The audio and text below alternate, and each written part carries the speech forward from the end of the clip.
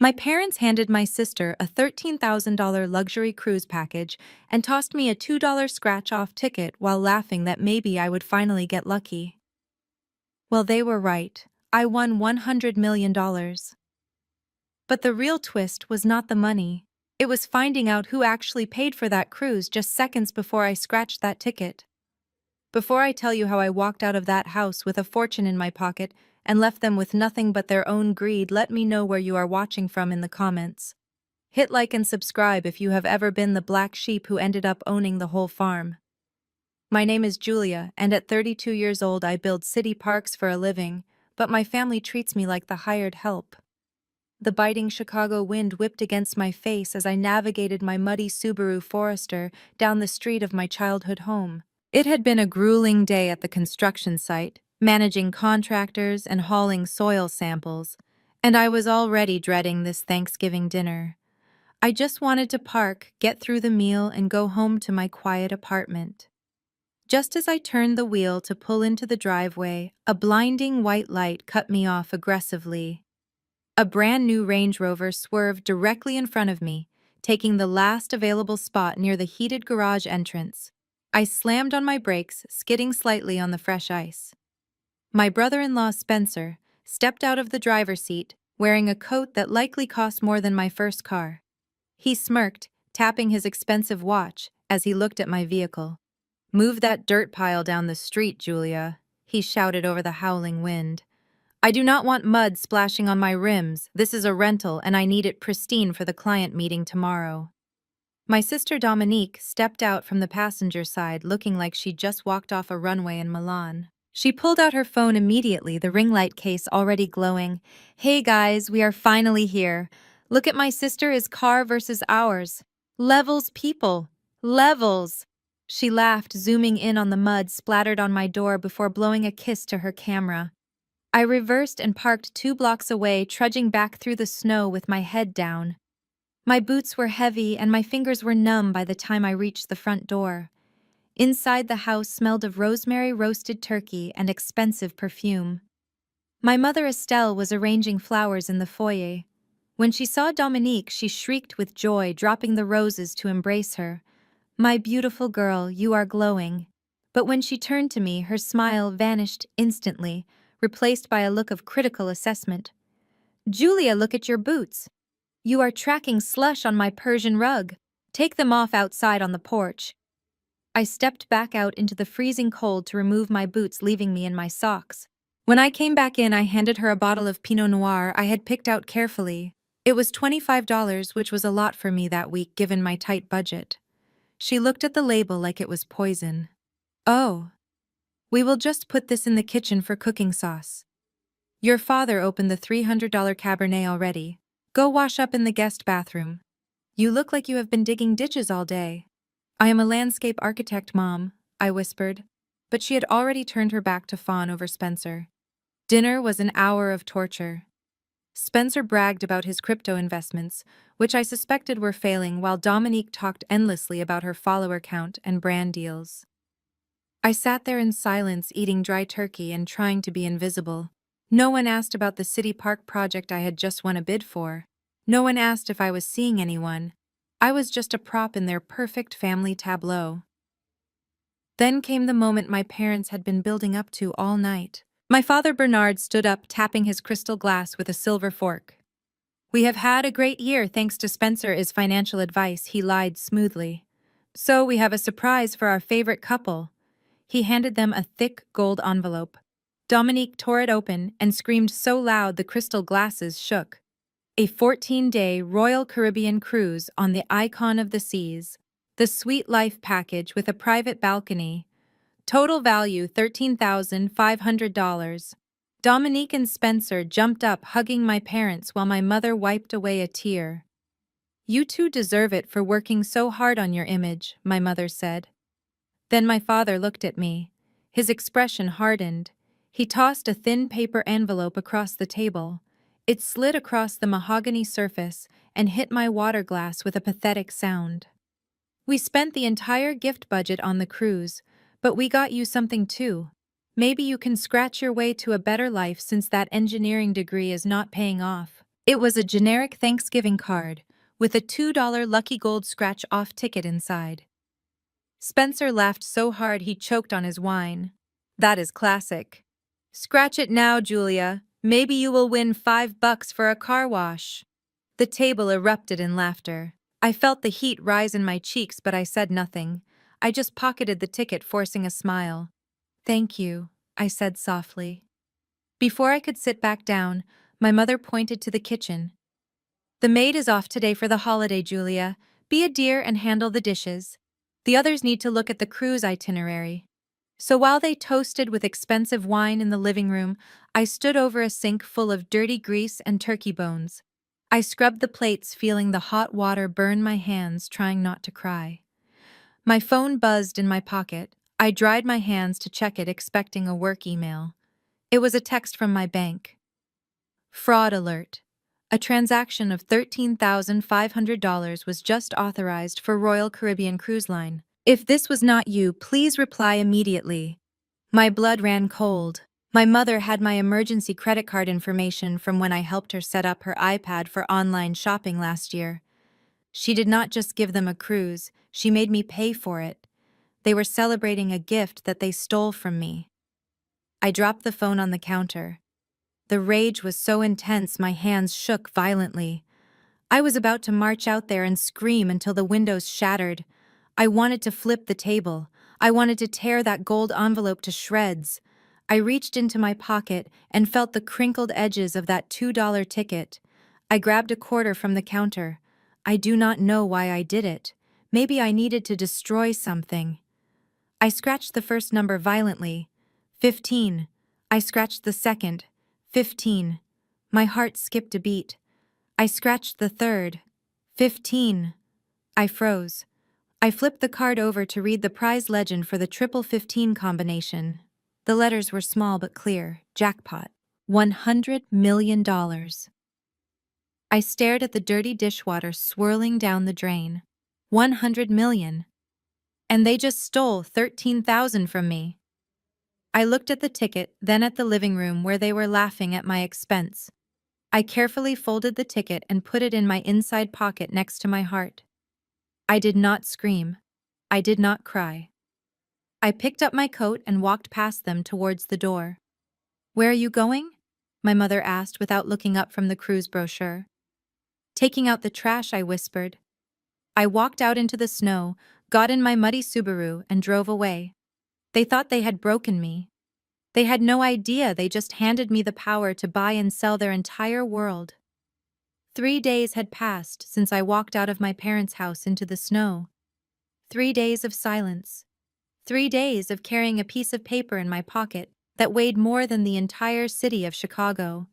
I had not gone back to my apartment immediately. Instead, I checked into a nondescript hotel downtown using cash.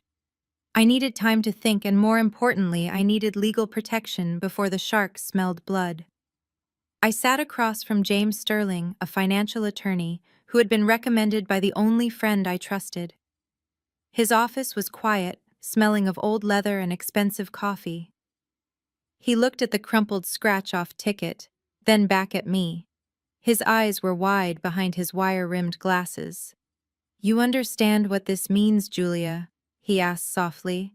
"This is a dynasty, changing amount of money. We need to set up a blind trust immediately. You cannot claim this under your own name if you want any peace." I signed the papers creating the Phoenix Trust. A fitting name, I thought.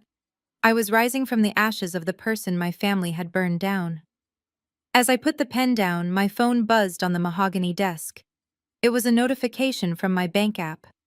Transaction declined. Royal Caribbean Cruise Lines. Attempted amount $13,500. I smiled. The game had begun.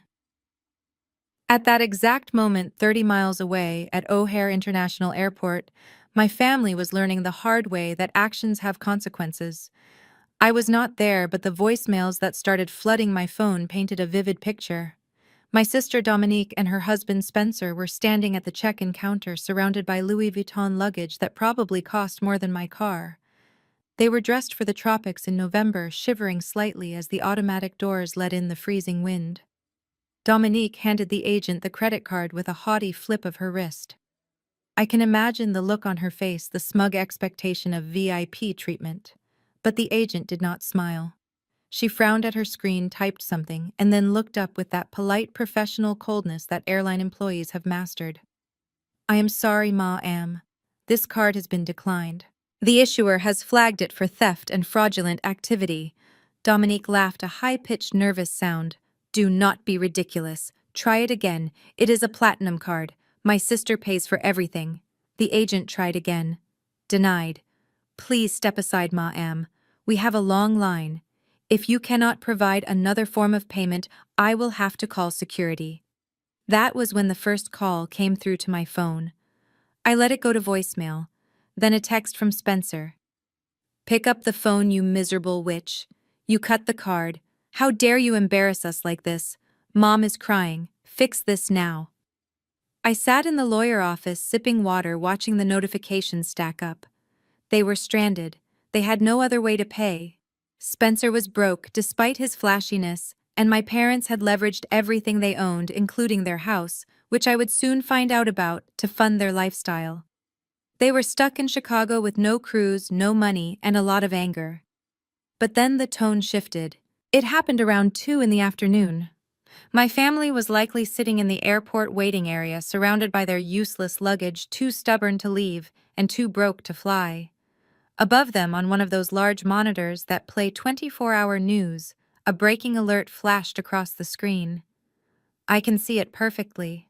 My mother Estelle, dabbing her fake tears, would have looked up. The banner read, Illinois Lottery Jackpot Claimed. Ticket sold in Oak Park. The news anchor voice would have cut through the noise of the terminal. We have received confirmation that the single winning ticket for the $100 million Thanksgiving jackpot was purchased at the Shell station on Oak Park Avenue at 6 p.m. on Thanksgiving Day. The winner has not yet come forward, but check your pockets, folks. That $2 investment is worth a fortune. The Shell station on Oak Park Avenue. 6 p.m. Thanksgiving Day. My mother would have frozen.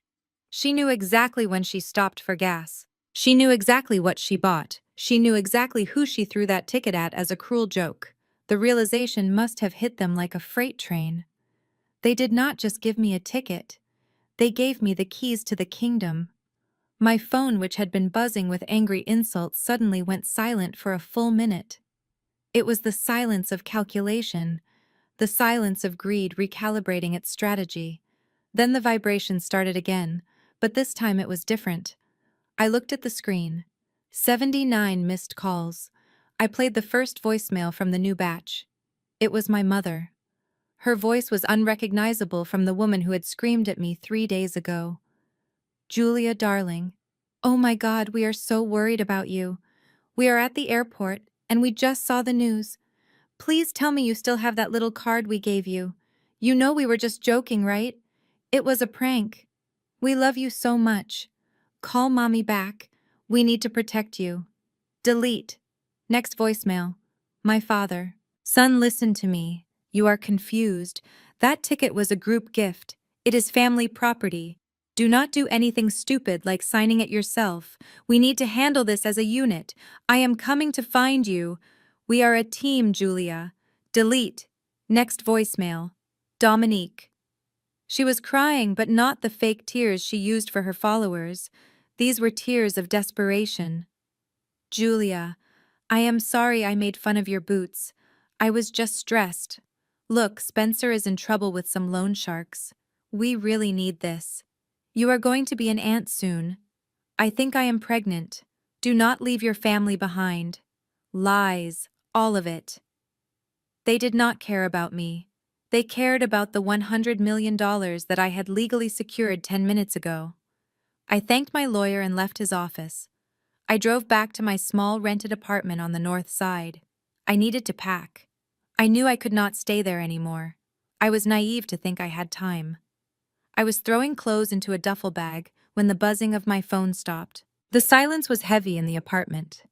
I walked to the window and peered through the blinds. Down on the street, double parked and blocking traffic, was the white Range Rover. It looked menacing under the streetlights. They had found me. Of course they had. My lease was the only thing in my name that my father had co-signed years ago before I had credit. He knew the address. I heard the heavy footsteps on the stairs. My apartment was on the second floor, and the old wooden steps creaked under the weight of people running. They were not coming to congratulate me. They were coming to claim what they believed was theirs. My heart hammered against my ribs. I looked at the door. I had engaged the deadbolt, but against 3 desperate people, it felt like a piece of cardboard. Bam! Bam! Bam! The fists hit the door so hard, the frame shook. Julia. It was Spencer's voice. It was not the smooth, arrogant tone he used when he was bragging about money. It was a guttural, animalistic roar. Open this door right now. We know you are in there. We saw your car. Open up, my father yelled, his voice cracking. Do not make us break this down, Julia. We just want to talk. I backed away into the kitchen, grabbing a knife from the block, not knowing what I would do with it. I know you have the ticket, Spencer screamed, kicking the door. You stole that from us. That is our money, Julia. Open the damn door. The wood splintered slightly near the lock. They were not going to stop. I looked at the fire escape window. I had 79 missed calls, and now I was about to have 3 intruders. My family had come to collect, and they were not leaving without a fight. I lowered the kitchen knife and took a deep breath before unlocking the deadbolt. The wood was still vibrating from Spencer's pounding, but the moment the latch clicked open, the aggression on the other side vanished instantly. It was terrifying how quickly they could switch masks. My mother Estelle did not barge in with rage. Instead, she collapsed onto me with a sob, throwing her arms around my neck. Her expensive cashmere coat smelled of cold air and the overly sweet floral perfume she had worn my entire life. Oh, Julia, thank God you are safe. We were so worried when you stopped answering. She squeezed me tight, too tight. It was a performance worthy of Broadway. Behind her, my father Bernard walked in, carrying a bottle of vintage Dom Perignon like a peace offering. Spencer and Dominique followed, closing the door and shutting out the freezing Chicago night. They looked around my small rented apartment with thinly veiled judgment, but for once they did not make a comment about the second-hand furniture. They needed something from me, and that made them dangerous. I stood there stiff as a board until my mother released me. She cupped my face with her manicured hands, looking into my eyes with a desperation that almost looked like love.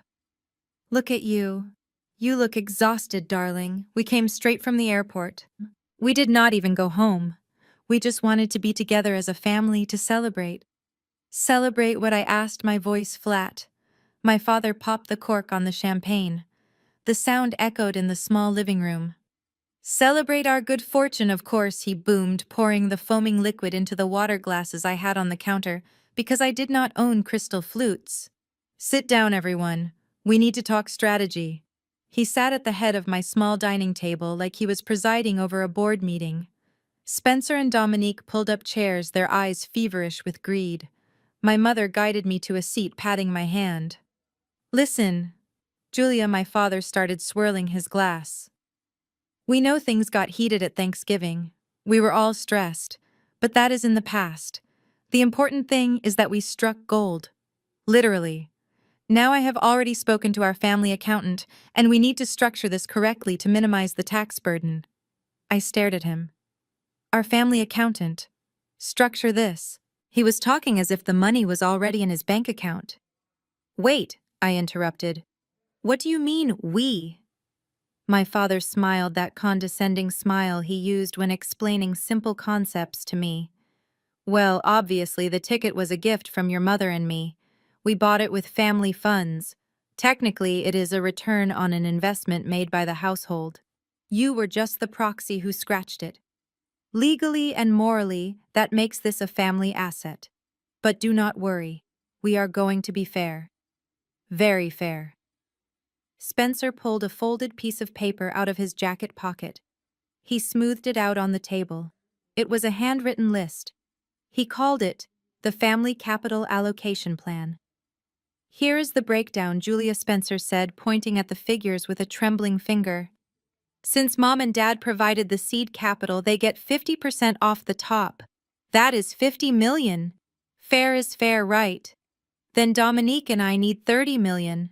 We have been looking at commercial real estate for her fashion line. She wants to open a flagship store on the Magnificent Mile and maybe a location in Milan. And I have a crypto mining opportunity that requires heavy upfront liquidity. That leaves 20 million for you. Which is huge, Julia. You could buy a nice house. Quit your job. Maybe travel. Dominique chimed in, leaning forward.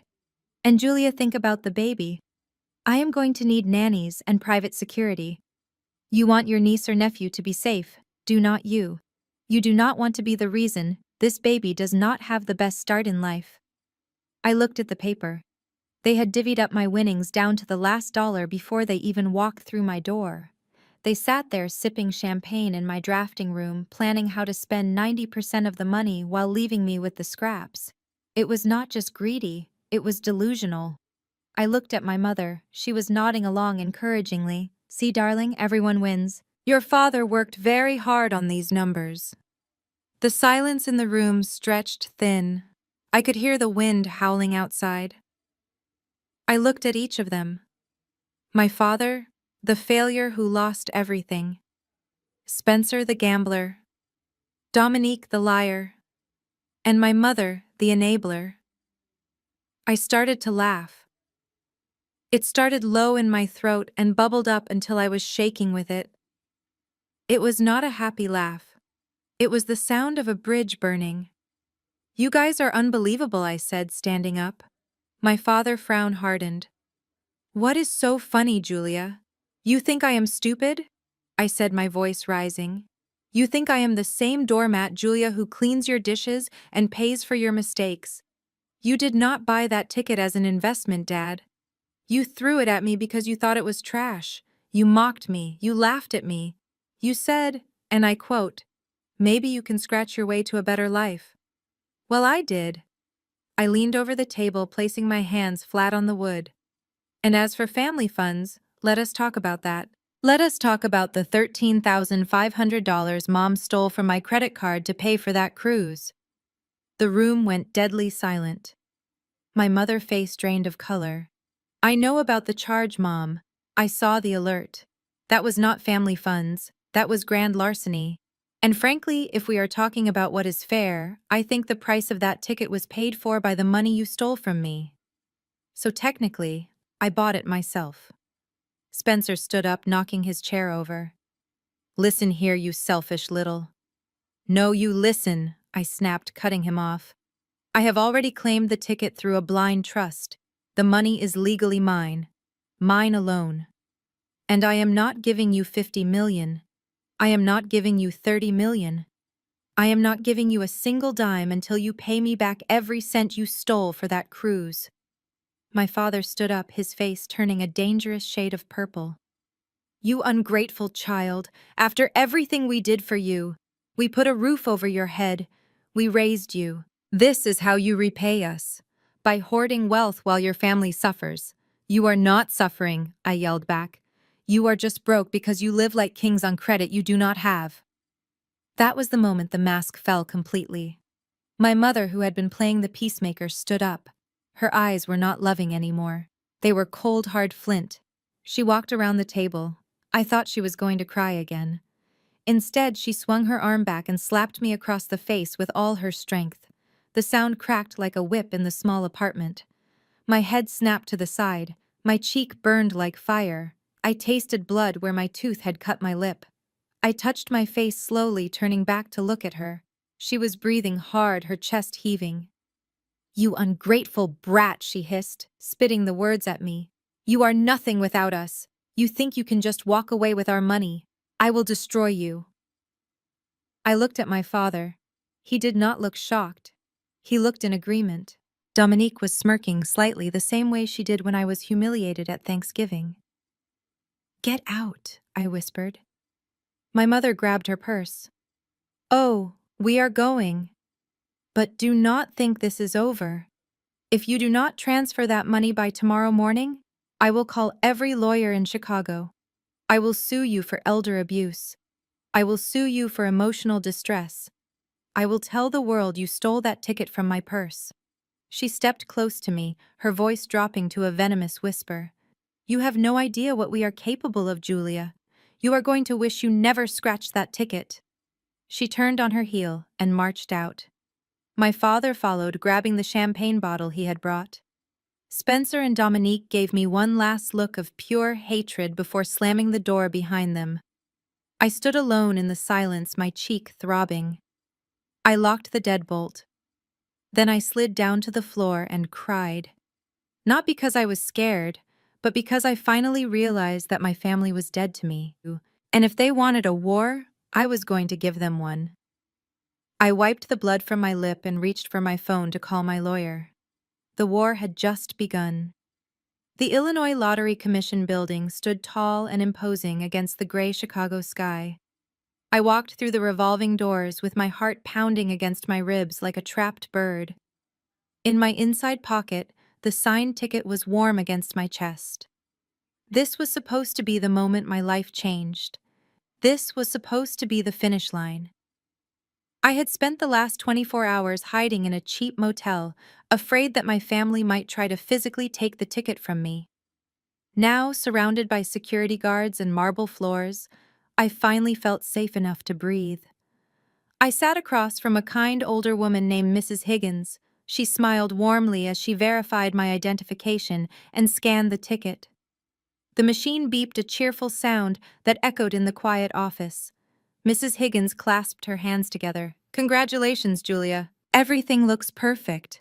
We just need to process the final validation and get the wire transfer set up for the Phoenix Trust. You are officially our newest jackpot winner. I let out a breath I felt like I had been holding for 3 days. Tears pricked my eyes. It was over. I was free. I could pay off my student loans. I could buy a house where no one could ever scream at me again. I could disappear. But then Mrs. Higgins' computer screen flashed red. Her smile faltered. She frowned, tapping on her keyboard. That is strange, she muttered. She tried again. The red light flashed again, harsher this time. Mrs. Higgins looked up at me, and the warmth was gone from her eyes, replaced by a look of professional pity. Julia, I am so sorry. I cannot release these funds. What do you mean? I asked, my voice trembling. The ticket is real. I signed it. It is mine. It is not about the ticket validity, she said, turning the monitor so I could see. It is a court order. An emergency injunction was filed this morning at 9 a.m. by a law firm representing Bernard and Estelle Bennett. They are claiming that the ticket is contested marital property and part of a disputed verbal contract. The judge has ordered a complete freeze on the payout until the ownership hearing. I felt the blood drain from my face. My legs went numb. But that is a lie, I whispered. They gave it to me. They threw it at me. Mrs. Higgins sighed, sliding the ticket back into a plastic evidence bag. I believe you, honey. You look like a good person. But until a judge says otherwise, this money sits in the state escrow account. You cannot touch a cent of it. I advise you to call your lawyer immediately. I walked out of the building into the biting wind, feeling heavier than when I walked in. I was a multi-millionaire on paper, but in reality, I was worse than broke. I sat in my car and checked my bank account app. The balance was bright red. Negative $13,400. The cruise charge my mother had stolen from me was still pending, and because I had frozen the card, the bank had locked my checking account too while they investigated the fraud. My phone buzzed. It was an email from my landlord. Past due notice. Rent is 3 days late. Please pay immediately to avoid eviction proceedings. The irony was suffocating. I owned $100 million, but I could not afford to buy a sandwich for lunch. I could not pay my rent. I barely had enough gas in my tank to get back to the motel. My family knew exactly what they were doing. They knew I lived paycheck to paycheck. They knew they had drained my liquidity with that stolen credit card charge. They were not trying to win in court. They were trying to starve me out. I gripped the steering wheel so hard my knuckles turned white. My lawyer James picked up on the first ring. "It is bad, Julia," he said without preamble. "They hired Marcus Thorne."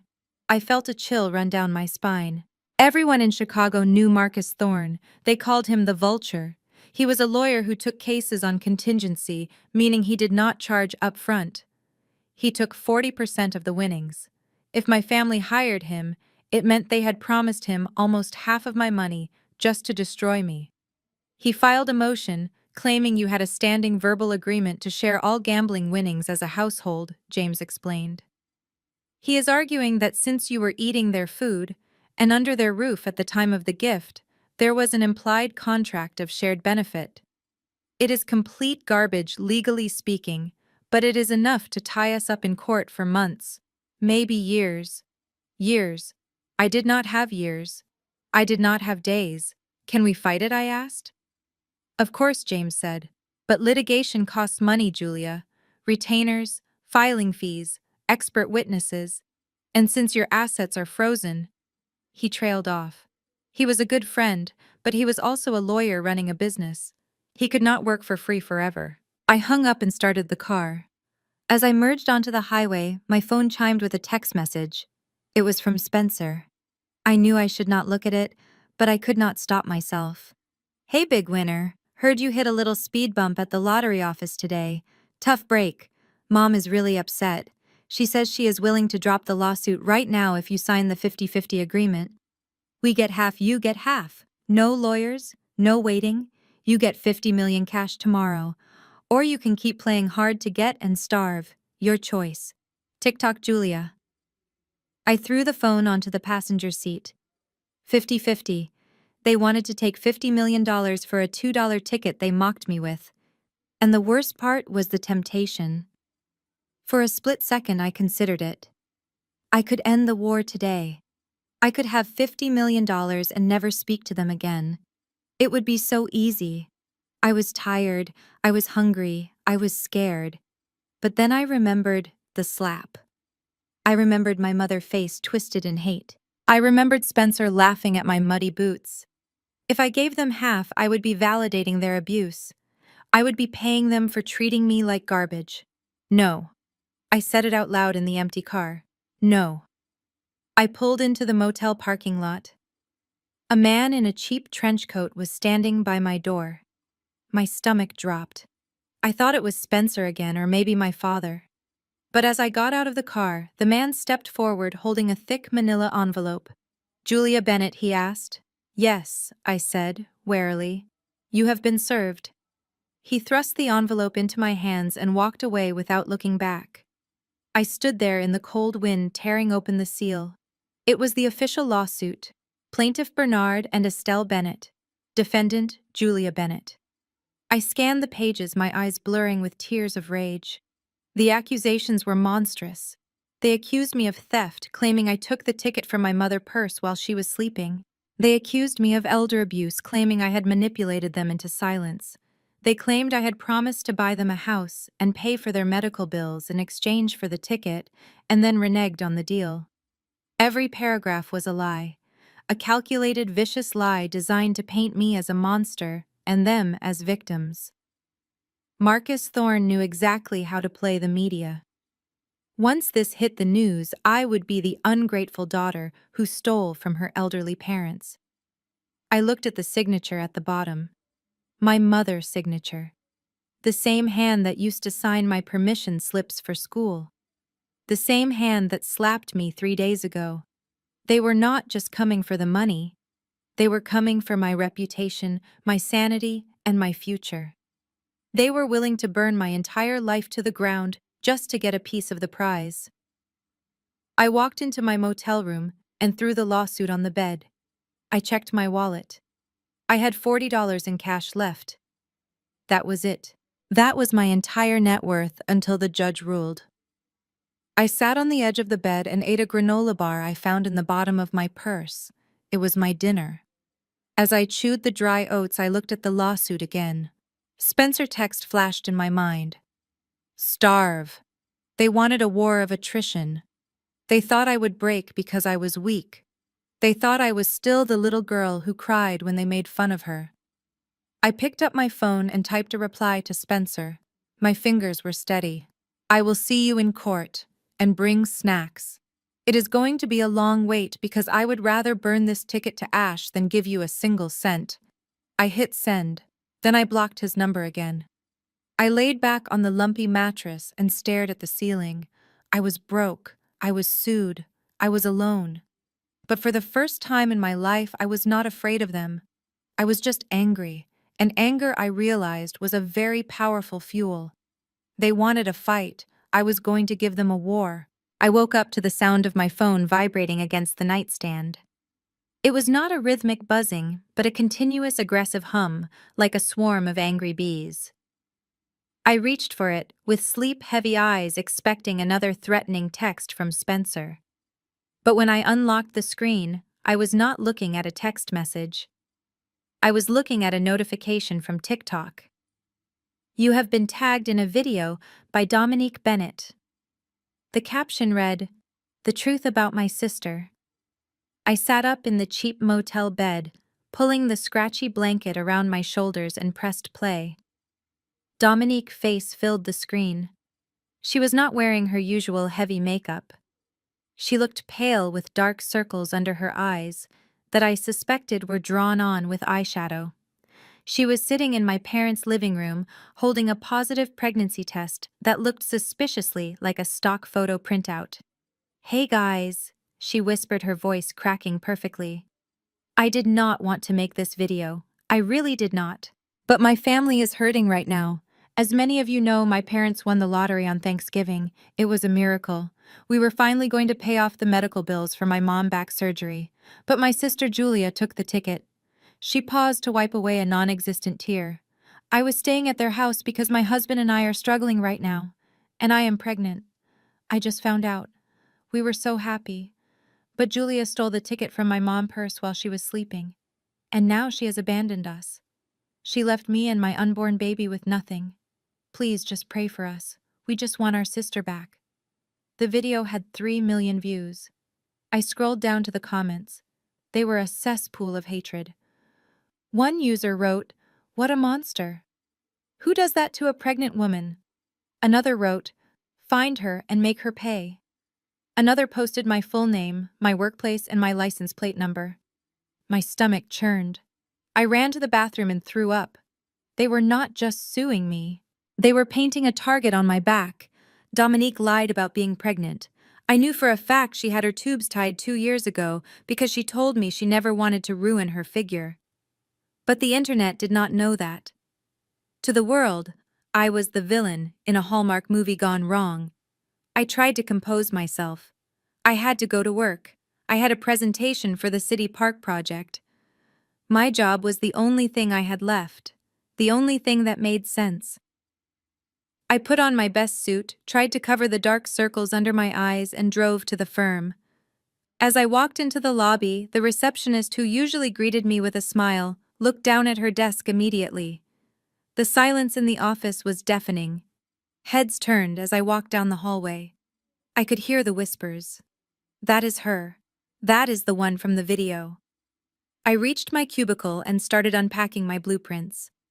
Before I could even turn on my computer, my boss, Mr. Henderson, appeared. He did not look angry. He looked disappointed and tired. "Julia, can I see you in my office for a moment?" I followed him.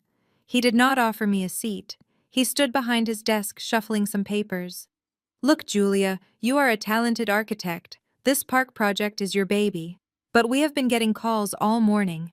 Hundreds of them. People are threatening to boycott the firm if we employ you. They are spamming our Google reviews with 1-star ratings." I felt the floor drop out from under me. "Mr. Henderson, that video is a lie. My sister is lying. I have proof." "It does not matter if it is a lie, Julia," he said softly. "It matters that it is a distraction." The city council called. They are worried about the optics of having a controversial figure leading a public project. "We need to put you on administrative leave, indefinite, without pay." "But my funds are frozen," I pleaded, my voice rising. "If I lose this salary, I cannot pay my rent. I cannot eat." "I am sorry, Julia. Maybe you should resolve things with your family." I walked out of the building carrying a box with a stapler, a succulent plant, and my framed degree. I had built my career for 10 years, brick by brick, late nights, weekends, and Dominique destroyed it in a 60-second video clip. I sat in my car in the parking lot and screamed until my throat was raw. But no one heard me. I was just another crazy woman in a Subaru. On the way back to the motel, I stopped at a grocery store. I had $20 left in cash. I needed bread, peanut butter, and water. I pulled my baseball cap down low and wore sunglasses, hoping to be invisible. I walked through the aisles quickly, grabbing the cheapest items I could find. I was in the checkout line when I felt a tap on my shoulder. I turned around. A woman in her 50s was staring at me. She had a kind face, but her eyes were narrowed. "Excuse me," she said. "Are you Julia Bennett?" I hesitated. "No, you must have the wrong person." "You are her," she said, her voice getting louder. "I saw the scar on your chin from the video." "My God! You have a lot of nerve showing your face in public. Your poor mother is heartbroken." People started to look. A man recording on his phone stepped closer. "Is this the lottery thief?" I dropped my basket. I left the bread and the peanut butter on the conveyor belt. I ran. I ran out of the automatic doors into the parking lot, ignoring the shouts behind me. I jumped into my car and locked the doors.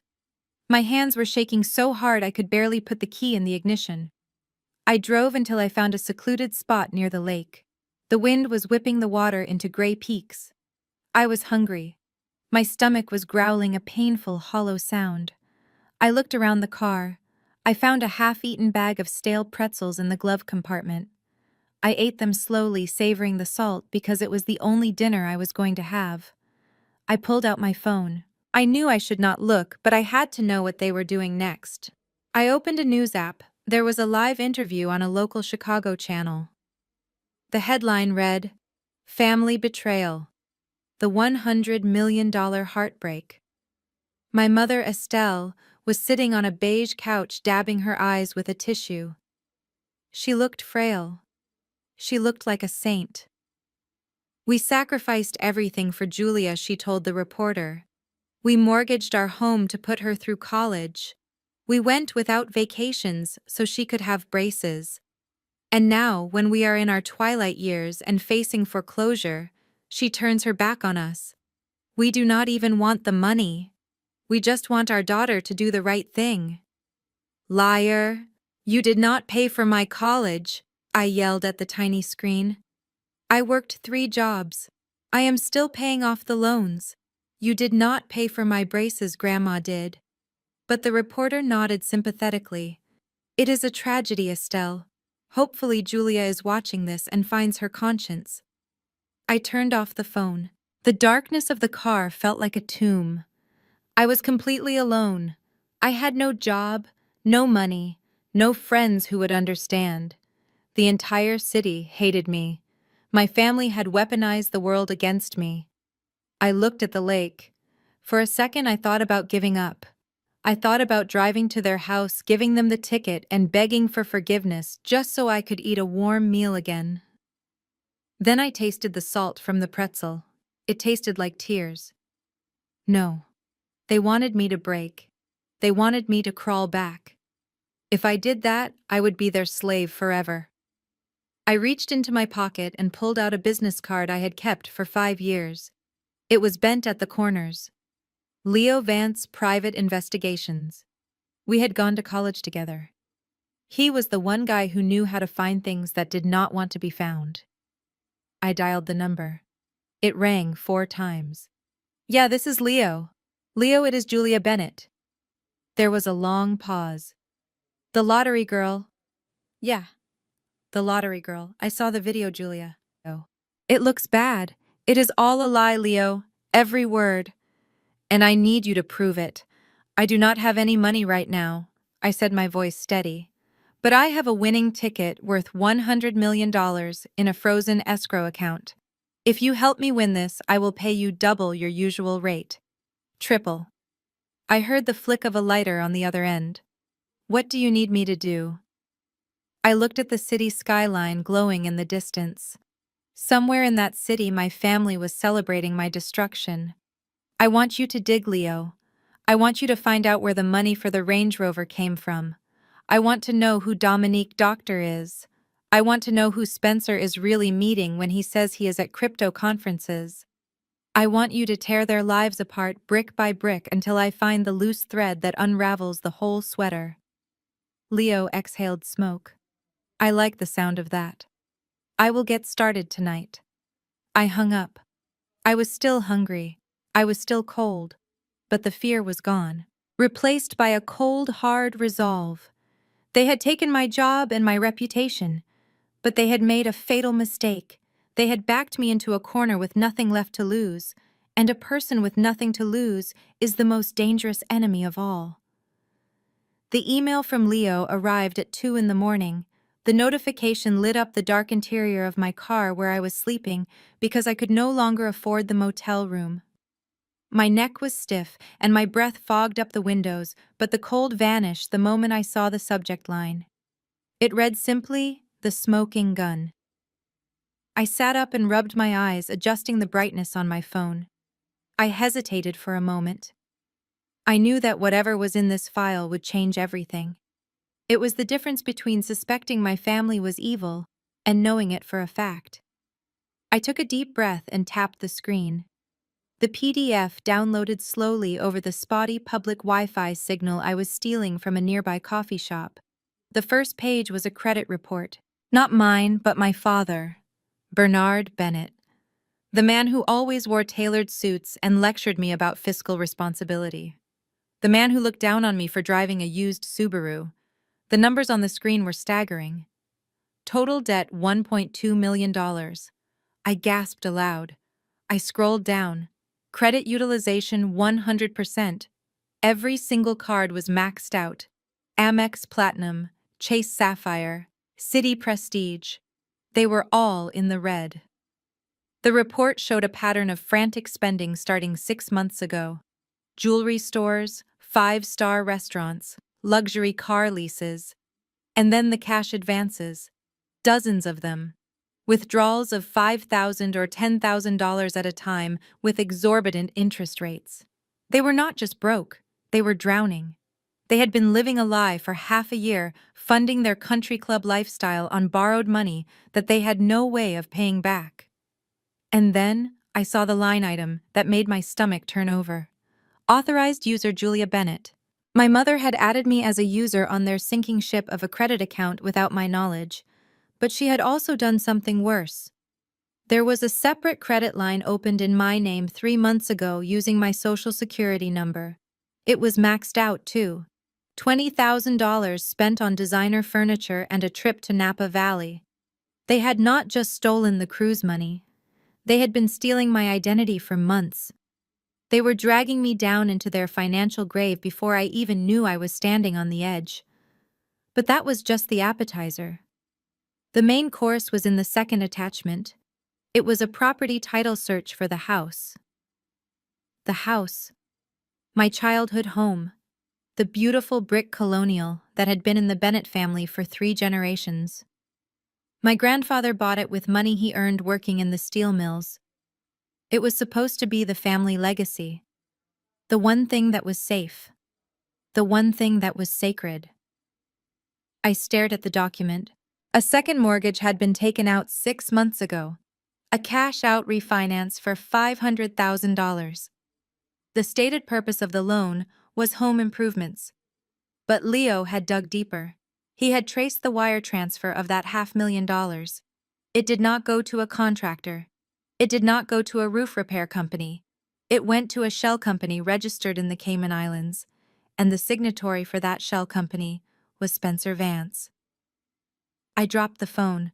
It clattered onto the center console. I felt dizzy. My parents had mortgaged the family home, the legacy of my grandfather, to give $500,000 to Spencer. I picked up the phone again and kept reading Leo notes. He had found Spencer crypto wallet addresses. The $500,000 had been dumped into a speculative meme coin called Moon Rocket back in May. 2 weeks later, the coin crashed. The value went to zero. Spencer had lost the family home in 2 weeks. He had gambled away my grandfather's legacy on a digital scam, and my parents had let him. They had bet the house literally on Spencer get-rich-quick scheme. And when it failed, instead of admitting it, instead of downsizing or asking for help, they doubled down. They kept spending. They kept pretending. And when I won the lottery, they saw me not as a daughter, but as a lifeboat.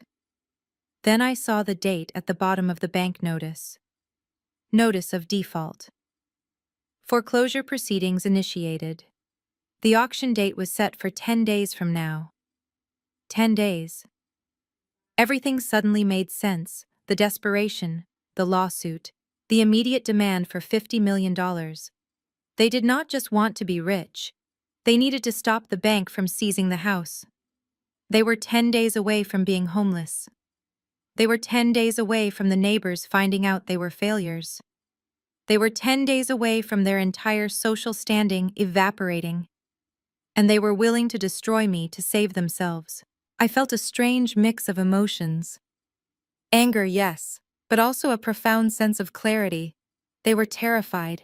The monsters under my bed were actually just scared children hiding in a burning house they had lit themselves. I needed to see it. I needed to confirm it with my own eyes. I started the car. The engine sputtered in the cold, but turned over. It was 3 a.m. The streets of Chicago were empty. I drove south towards the suburbs, leaving the safety of the city lights behind. The drive took 40 minutes. I turned onto the familiar tree-lined street. The houses here were large and imposing, sitting back from the road behind manicured hedges. It was the kind of neighborhood where appearances were everything, where a brown patch of grass was a scandal. I slowed down as I approached number 42. The house looked dark and silent. The streetlights cast long shadows across the snow-covered lawn. It looked the same as it always had. The pillars were white and pristine. The windows were clean. The Mercedes and the Range Rover were parked in the driveway, gleaming under the frost. To the outside world, it was the home of a successful, happy family. I idled the car across the street, keeping my headlights off. I scanned the property. At first I did not see it. Then a gust of wind blew the branches of the large holly bush near the mailbox. There it was. It was small, discreetly placed, but unmistakable. A yellow sign staked into the frozen ground. Notice of foreclosure sale, public auction. Someone had tried to hide it. I could see footprints in the snow leading to the bush. My father, probably. He must have gone out there in the middle of the night to push the sign deep into the foliage, praying the neighbors would not notice while he frantically sued his own daughter for a lifeline. I stared at that sign. It was the symbol of their lies. They were living in a house they no longer owned, driving cars they could not afford, and judging me for my muddy boots. Spencer had called me a miserable witch. My mother had slapped me. My father had sued me, all to cover up the fact that they were frauds. I took a picture of the sign with my phone, zooming in until the words were legible. Then I took a picture of the timestamp on my dashboard. I sent the photos to Leo with a single line of text. I have the leverage. Now find me the dirt on the affair. I want to bury them completely. I put the car in gear and drove away. I did not look back at the house. I did not feel sad for them anymore. The house was already gone. They just did not know it yet. And in 10 days, when the gavel banged at that auction, I was going to be the one holding the hammer. I drove back toward the city as the first light of dawn began to crack the horizon. The sky was turning a bruised purple. I was still homeless. I was still broke. But for the first time in my life, I held all the cards. They had 10 days. I had $100 million waiting in escrow. The clock was ticking. And I was going to enjoy every single second of the countdown. They wanted a family reunion. Well, I was going to give them one they would never forget. I touched the bruise on my cheek where my mother had hit me. It still hurt, but the pain was different now. It was fuel. 10 days, Mom, I whispered to the empty car. Let us see who survives. While my mother was busy crying on television, and my sister was staging fake pregnancy photo shoots for sympathy likes, Spencer was supposedly working tirelessly to resolve our family financial crisis. According to his text messages to me, he was meeting with high-level investors to save the house. He claimed he was so stressed he could barely eat. But the man I was watching through the tinted window of Leo's surveillance van did not look stressed. He looked triumphant. I sat in the passenger seat, my hands wrapped around a cup of lukewarm coffee while Leo adjusted the focus on his long-range camera. We were parked across the street from the Meridian, one of the most exclusive high-rise apartment buildings in downtown Chicago. It was a place where rent started at $5,000 a month. It was definitely not a place for a man who had supposedly lost everything in a crypto crash. "There he is," Leo whispered. I leaned forward. Spencer walked out of the revolving doors. He was wearing a new cashmere coat and carrying a bouquet of long-stem red roses. He checked his reflection in the glass, smoothed his hair, and smiled. It was a smile I had never seen him give my sister. It was genuine. "He is not looking for investors," I said quietly. "He is looking for a date." He walked down the block and met a woman waiting by a black sedan. She was young, beautiful, and undeniably expensive. She wore a cream-colored coat that barely buttoned over her midsection. Leo zoomed in with the lens. "Look at that, Julia. That is not a food baby." I stared at the screen. The woman was pregnant. Clearly pregnant. At least 4 or 5 months along. She placed a hand on her stomach protectively as Spencer leaned in to kiss her. It was a passionate, lingering kiss that made my stomach turn. "That is his executive assistant," I said, realizing who she was. "I met her at the Christmas party last year. Her name is Ashley." Dominique had been posting photos all week, holding her stomach, claiming the stress I caused was hurting her unborn child. But I knew Dominique. She was terrified of stretch marks and had sworn she would never have kids naturally. Her pregnancy was a pillow and a lie. But this was real. They got into the car and Leo started the van. We followed them to a French bistro 3 blocks away. It was intimate and dimly lit, the kind of place you go when you do not want to be found. Leo parked down the street and pulled out a parabolic microphone. It looked like a small satellite dish. "This little toy can pick up a whisper from 300 feet away," Leo said, putting on his headphones. He handed me the spare pair. "Put these on. You are going to want to hear this." I slid the headphones over my ears. The world went silent, except for the amplified sounds coming from the bistro patio, where Spencer had requested a table under the heat lamps. The sound of silverware clinking was sharp. Then Spencer's voice came through clear as a bell. "Baby, you have to be patient," he was saying, holding Ashley's hand across the table. "I know it is annoying that I have to go back to the house tonight, but we are in the end game now. But you promised we would be in Italy by Christmas." Ashley whined. Her voice was high and petulant. "I am tired of hiding Spencer, and the baby is kicking. You said you were leaving her months ago." "I am leaving her," Spencer said, taking a sip of wine. "Listen to me. The plan is working perfectly. The lawsuit has completely paralyzed Julia. My lawyer says she is going to break any day now. She is weak. She has no money, no job, and the whole city hates her. She will sign the settlement just to make it stop." I gripped the armrest of the van. He was betting on my weakness. He was counting on me being the scared little girl I used to be. "And once she signs," Ashley asked. "Once she signs, we take our 50% cut," Spencer said. "That is $50 million minus the lawyer's fees. That gives us about $30 million clear. As soon as that wire hits my account, I am filing for divorce. I will tell Dominique the stress was too much. I will give her the house or what is left of it, and I will be on a plane to Tuscany with you that same night." "But what about the foreclosure?" Ashley asked. "You said the bank is taking the house in 10 days. Spencer laughed. A cold, cruel sound. "Exactly. That is the beauty of it. By the time the bank seizes the house, we will be gone. Dominique and her parents will be homeless and penniless, and I will be drinking Chianti with you on a vineyard. They are sinking ships, babe, and I am not going down with them." I felt the bile rise in my throat. It was not just greed, it was a slaughter. He was not just stealing from me. He was planning to leave his wife and my parents with absolutely nothing, not even a roof over their heads, while he ran off with his mistress and his secret child. He was the architect of their destruction, and they were treating him like a savior. They deserve it, Spencer continued. You should see them. Bernard and Estelle are pathetic. They actually think I am a genius investor. And Dominique, God, she is so vain she thinks her fake pregnancy is going to trap me.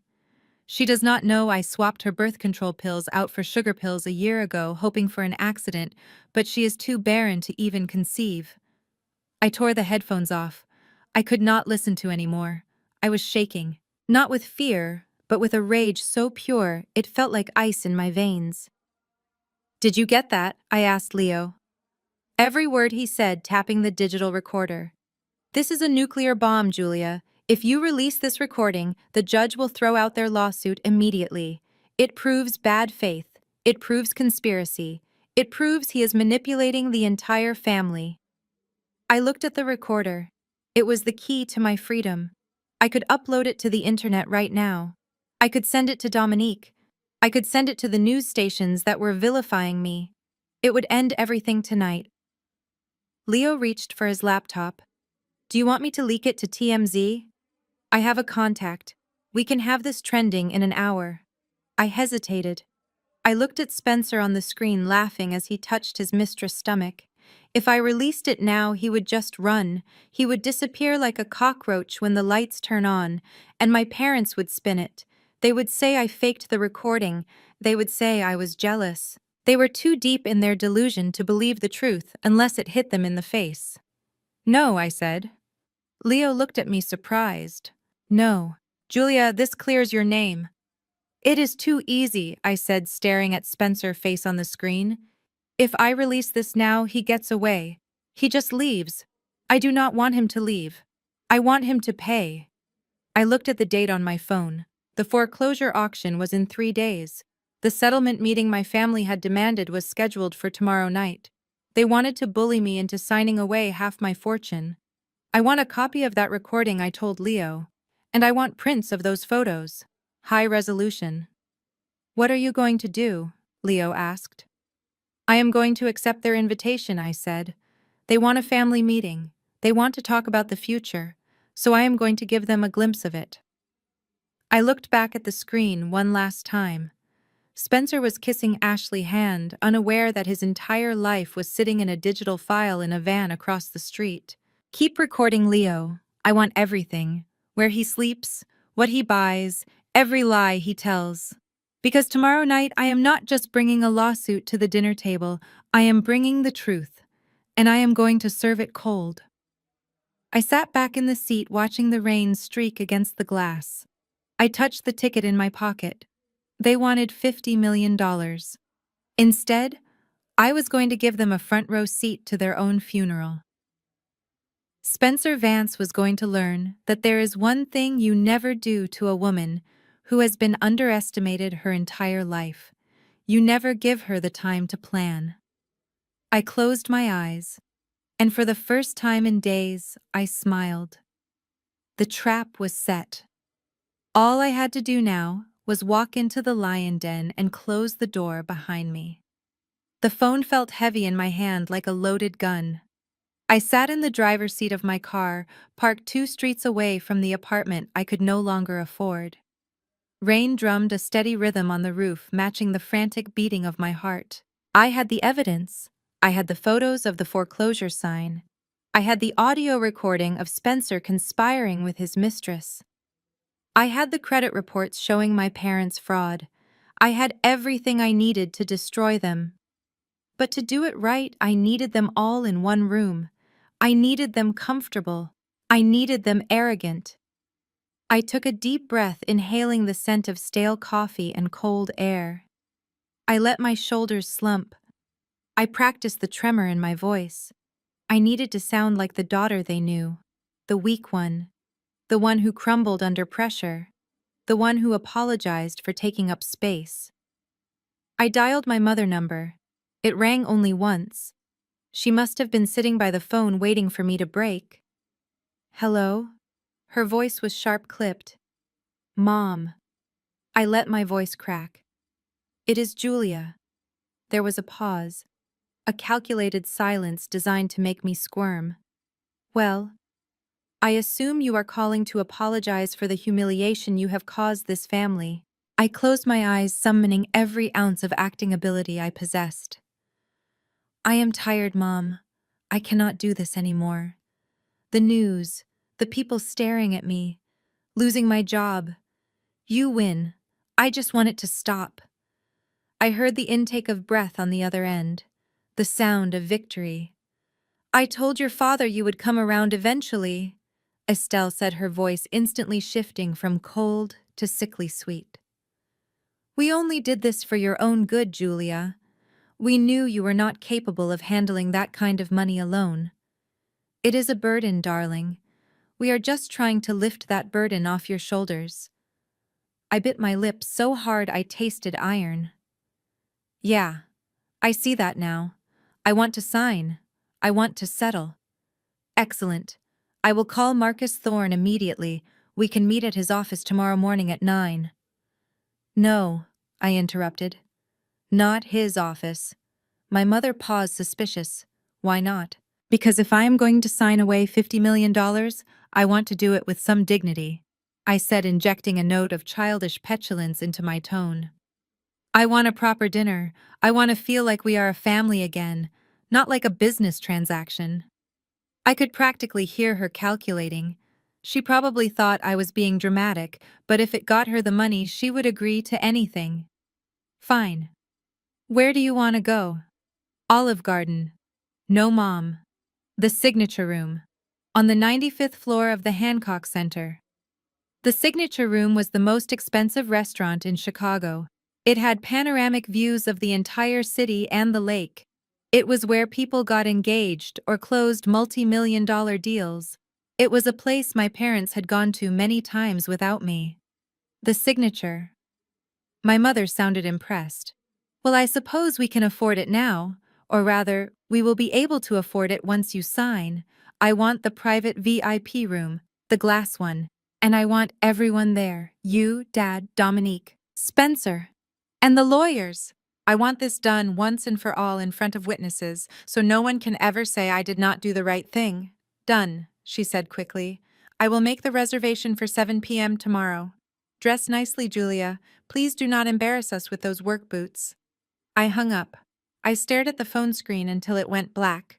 They took the bait. They were probably popping champagne right now, laughing about how easy it was to break me. They thought they had won. They thought I was retreating to the high ground to surrender. They did not realize I was bringing them up to the 95th floor, just to push them off the edge. I started the car and drove. I had one stop to make. For 32 years I had been the invisible girl, the girl with the messy bun and the practical clothes, the girl who blended into the background while Dominique sparkled, the girl who looked like she apologized for existing. That girl died the moment my mother slapped me. I pulled up to a high-end salon in the Gold Coast district. I had $400 left on a hidden credit card I had kept for emergencies. This was an emergency. I walked in. The receptionist looked at my muddy boots and my tired face with skepticism. Can I help you? I need a cut and color, I said, and I need a makeup artist. We are fully booked, she started to say. I placed the platinum card on the counter. It was the one card my mother had not managed to steal because I kept it in a safe deposit box. I am not asking. I am paying. I have a very important dinner tomorrow night, and I need to look like someone who owns the place. 3 hours later, I sat in the stylist chair and looked at the stranger in the mirror.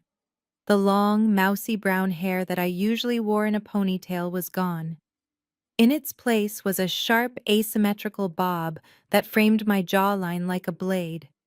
It was dyed a deep, rich mahogany that caught the light. It made me look taller. It made me look dangerous. The makeup artist finished applying the lipstick. It was not pink. It was not nude. It was a deep blood red, a shade called vendetta. I stared at myself. The tired eyes were gone, hidden behind smoky shadow that made my gaze intense and piercing. The scar on my chin from the slap was covered. I looked like a CEO. I looked like a predator. I walked out of the salon and went to a consignment shop next door. I found a dress. It was black silk, simple but devastatingly elegant. It fit like a second skin. I bought a pair of stilettos that added 3 inches to my height. When I got back to my car, I received a text from Leo. Everything is ready. I sent the files to your secure cloud. I also found something else about Dominique. You are going to love this. I opened the file. It was a medical record from a fertility clinic dated 2 years ago. Tubal ligation. Patient request. Dominique had sterilized herself voluntarily. She physically could not be pregnant. I laughed. It was a cold, hard sound in the empty car. The fake pregnancy, the fake happy marriage, the fake wealth. It was all a house of cards. And tomorrow night, I was going to open the window and let the wind blow it all down. I drove to the lakefront and parked. I watched the city lights twinkling in the distance. Somewhere in that skyline was the Hancock Center, towering above everything else. Tomorrow night my family would walk into that building thinking they were about to become royalty. They would order expensive wine. They would look down on the city and feel like gods. They had no idea that the girl they were meeting was not the daughter they raised. Julia, the landscape architect, was gone. Julia, the doormat, was gone. I touched the cold glass of the window. My reflection looked back at me. The sharp hair, the dark eyes. My mother told me to dress nicely. She told me not to embarrass them. I smiled, and the red lipstick looked like a warning sign. Do not worry, Mom. I am going to be the most memorable thing in that room. I reached into my pocket and pulled out the scratch-off ticket. I had moved it to a waterproof pouch taped to my ribs. It was safe. It was real. $100 million. But honestly, as I sat there watching the waves crash against the shore, I realized the money was just a tool. The real prize was not the cash. The real prize was seeing the look on Spencer's face when I played that recording. The real prize was seeing my mother's face when the police walked in. I closed my eyes and visualized the dinner. I rehearsed my lines. I practiced my pause. I practiced the exact moment I would signal the waiters. The prey had invited the predators to dinner. But they forgot one thing. When you corner a wounded animal, you better make sure it is dead. Because if it survives, it learns how to hunt. I started the engine. I had 24 hours to prepare. I was going to enjoy every single minute of it. The old Julia would have been hyperventilating. The new Julia was just hungry. And tomorrow night, I was going to eat. The elevator ride to the 95th floor of the John Hancock Center usually makes your ears pop, but tonight the only pressure I felt was the weight of the evidence taped against my ribs. The doors slid open, revealing the panoramic view of Chicago at night, a sprawling grid of gold and amber lights stretching into the darkness of Lake Michigan. It was breathtaking. It was expensive. It was the perfect setting for an execution. I walked into the private glass-walled dining room where my family was already seated. The transformation in their demeanor was almost comical. Yesterday they were screaming at me through a door. Today they stood up as I entered, beaming with the kind of warmth usually reserved for lottery winners. My mother, Estelle, rushed forward to hug me, but I stiffened slightly and she pulled back, her smile faltering for a microsecond before she recovered. "You look stunning, Julia," she said, eyeing my new haircut and the silk dress. "See what a little effort does. You finally look like a Bennett." I sat at the head of the table. I had arranged the seating chart myself. I wanted a clear view of the door. To my right sat Marcus Thorne, the shark lawyer they had hired to sue me. To my left sat Spencer and Dominique. My parents took the other end. The waiter approached a young man in a crisp white tuxedo. "Shall we start with drinks?" My father Bernard did not even look at the menu. "We will take 2 bottles of the Chateau Margaux 2015. And bring the seafood tower, the large one, with the Osetra caviar. I did the mental math. That order alone was over $3,000. They were ordering with an arrogance that made my stomach turn. They were spending money they did not have banking on the signature they expected to get from me by dessert. The wine arrived and the toasts began. Spencer raised his glass, his eyes glittering with greed. To family, and to coming to our senses. I raised my glass but did not drink. I just watched them. I watched my mother devour the lobster with a hunger that seemed desperate. I watched Dominique taking selfies with the caviar, posing with a pouty face that she immediately posted to her stories. "Hey guys," she chirped into her phone, angling the camera so it showed the luxury food but only the back of my head. "We are celebrating a huge family milestone tonight. My sister has finally decided to do the right thing and support the family legacy. It takes a big person to admit they were wrong." She ended the live stream and looked at me. "You are lucky I am framing it this way, Julia. I could have destroyed you, but I am generous." Spencer laughed, cutting into a Wagyu steak that cost more than my weekly grocery budget. "Do not be too hard on her, babe. Julia is a slow learner. She just needed a little push." "Right, Julia. You realize that fighting us was a losing battle. You realize that without us, you are just a lonely landscape architect with a lot of money and no friends." I sliced my steak slowly, the knife cutting through the meat with surgical precision. "You are right, Spencer. I did realize something. I realized that family is the most expensive thing in the world." He smirked, missing the double meaning entirely. "Exactly. And you are finally paying your dues." The dinner dragged on for an hour. I let them eat, I let them drink. I wanted them full and sluggish. I wanted them to feel safe. I listened to their plans. My father talked about buying a vacation home in Aspen. My mother talked about upgrading her diamond ring. Dominique talked about the nursery she was going to build for her imaginary baby. They were carving up my life like it was the turkey on the table. Finally, Marcus Thorne cleared his throat. He reached into his leather briefcase and pulled out a thick document bound in blue paper. He placed it in front of me with a heavy thud. "Well, I think we have enjoyed the hospitality long enough. Let us get down to business." He opened the document to the last page. "As we discussed on the phone, Julia, this is a comprehensive settlement agreement. By signing this, you agree that the lottery ticket was a joint family asset. In exchange for dropping all lawsuits and non-disclosure agreements regarding the unfortunate credit card mix-up, the funds will be distributed as follows." He pointed to the numbers. Estelle and Bernard Bennett, $50 million. Dominique and Spencer Vance, $40 million. Julia Bennett, $10 million. I stared at the paper. 10 million. They were leaving me with 10%. After taxes and fees, I would barely have enough to retire comfortably while they became tycoons. But that is not what we discussed. I said, my voice quiet. Spencer said 50-50. Spencer shrugged, picking his teeth with a toothpick. "Markets change, Julia. Consider the 40 million difference a tax for being difficult. Plus 10 million is more money than you will ever know what to do with. You are simple. You do not need much." My mother reached across the table and placed her hand on mine. Her palm was clammy. "Just sign it, darling. End this nightmare. Let us go back to being a happy family. We can all go on that cruise together. Just think.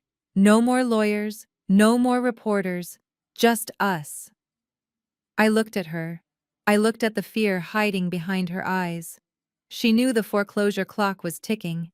She needed this signature tonight or she would lose everything. I picked up the pen.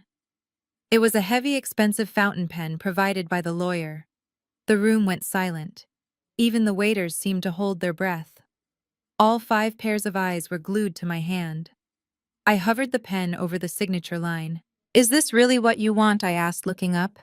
"You want to take 90% of what I have. You want to strip me bare." "It is what is fair," my father said sternly. "We made you Julia. We are entitled to a return on our investment." I looked at Spencer. "And you? You think you deserve $40 million? "I earned it," he said with a wink. "Managing this family is a full-time job." I nodded slowly. I lowered the pen. The tip touched the paper. Ink began to bleed into the fiber. Then I stopped. I set the pen down next to the contract. "What are you doing?" my mother hissed. "Sign it." "I cannot," I said calmly. "Why not?" Spencer slammed his hand on the table, making the wine glasses jump. "Because I realized we are missing a few guests," I said. I looked up at the waiter standing by the door and gave a subtle nod. "Guests?" Dominique asked, looking around. "Who did you invite?" I leaned back in my chair, crossing my arms. "Well, since we are talking about investments and returns, I thought we should invite the people who actually funded your lifestyle." The heavy glass doors of the private dining room swung open. The conversation in the main restaurant died down as three figures walked in. They were not waiters. They were not friends. Two of them were uniformed police officers. Their faces were grim, their hands resting near their belts. Between them walked a man in a gray suit carrying a briefcase. My father dropped his fork. It clattered loudly onto the fine china. He knew the man in the gray suit. It was Mr. Henderson, the regional manager of the bank that held the mortgage on our family home. "What is this?" Spencer stood up, his chair scraping against the floor. "Who called the cops?" "I did," I said, my voice cutting through the tension like a blade. Mr. Henderson walked up to the table. He did not look happy. He looked at my father with profound disappointment. "Bernard, I received a very disturbing call from Ms. Bennett regarding the status of the collateral on your loan, and these officers are here regarding a federal complaint of identity theft and wire fraud." My mother's face turned the color of the white tablecloth. She looked at me, and for the first time she did not see her daughter. She saw the executioner. I picked up the contract and ripped the last page in half. "I am not signing anything," I said. "But do not worry, Mom.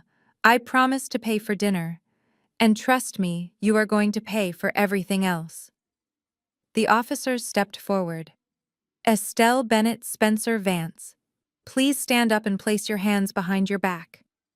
The dinner of vultures was over, and the slaughter had just begun. The room was so quiet that the hum of the air conditioning sounded like a jet engine. My father had dropped his fork, and it lay on the white tablecloth like a silver scar. My mother, Estelle, was staring at the two uniformed officers with her mouth slightly open, a piece of lobster still poised on her fork. Spencer looked ready to run, his eyes darting toward the emergency exit. But I was calm. For the first time in my life, sitting at a table with my family, I was completely and utterly calm. I pushed my chair back, and the scraping sound made everyone jump. I stood up, smoothing the black silk of my dress. I walked slowly over to the wall-mounted television screen that dominated the private room. I picked up the remote control.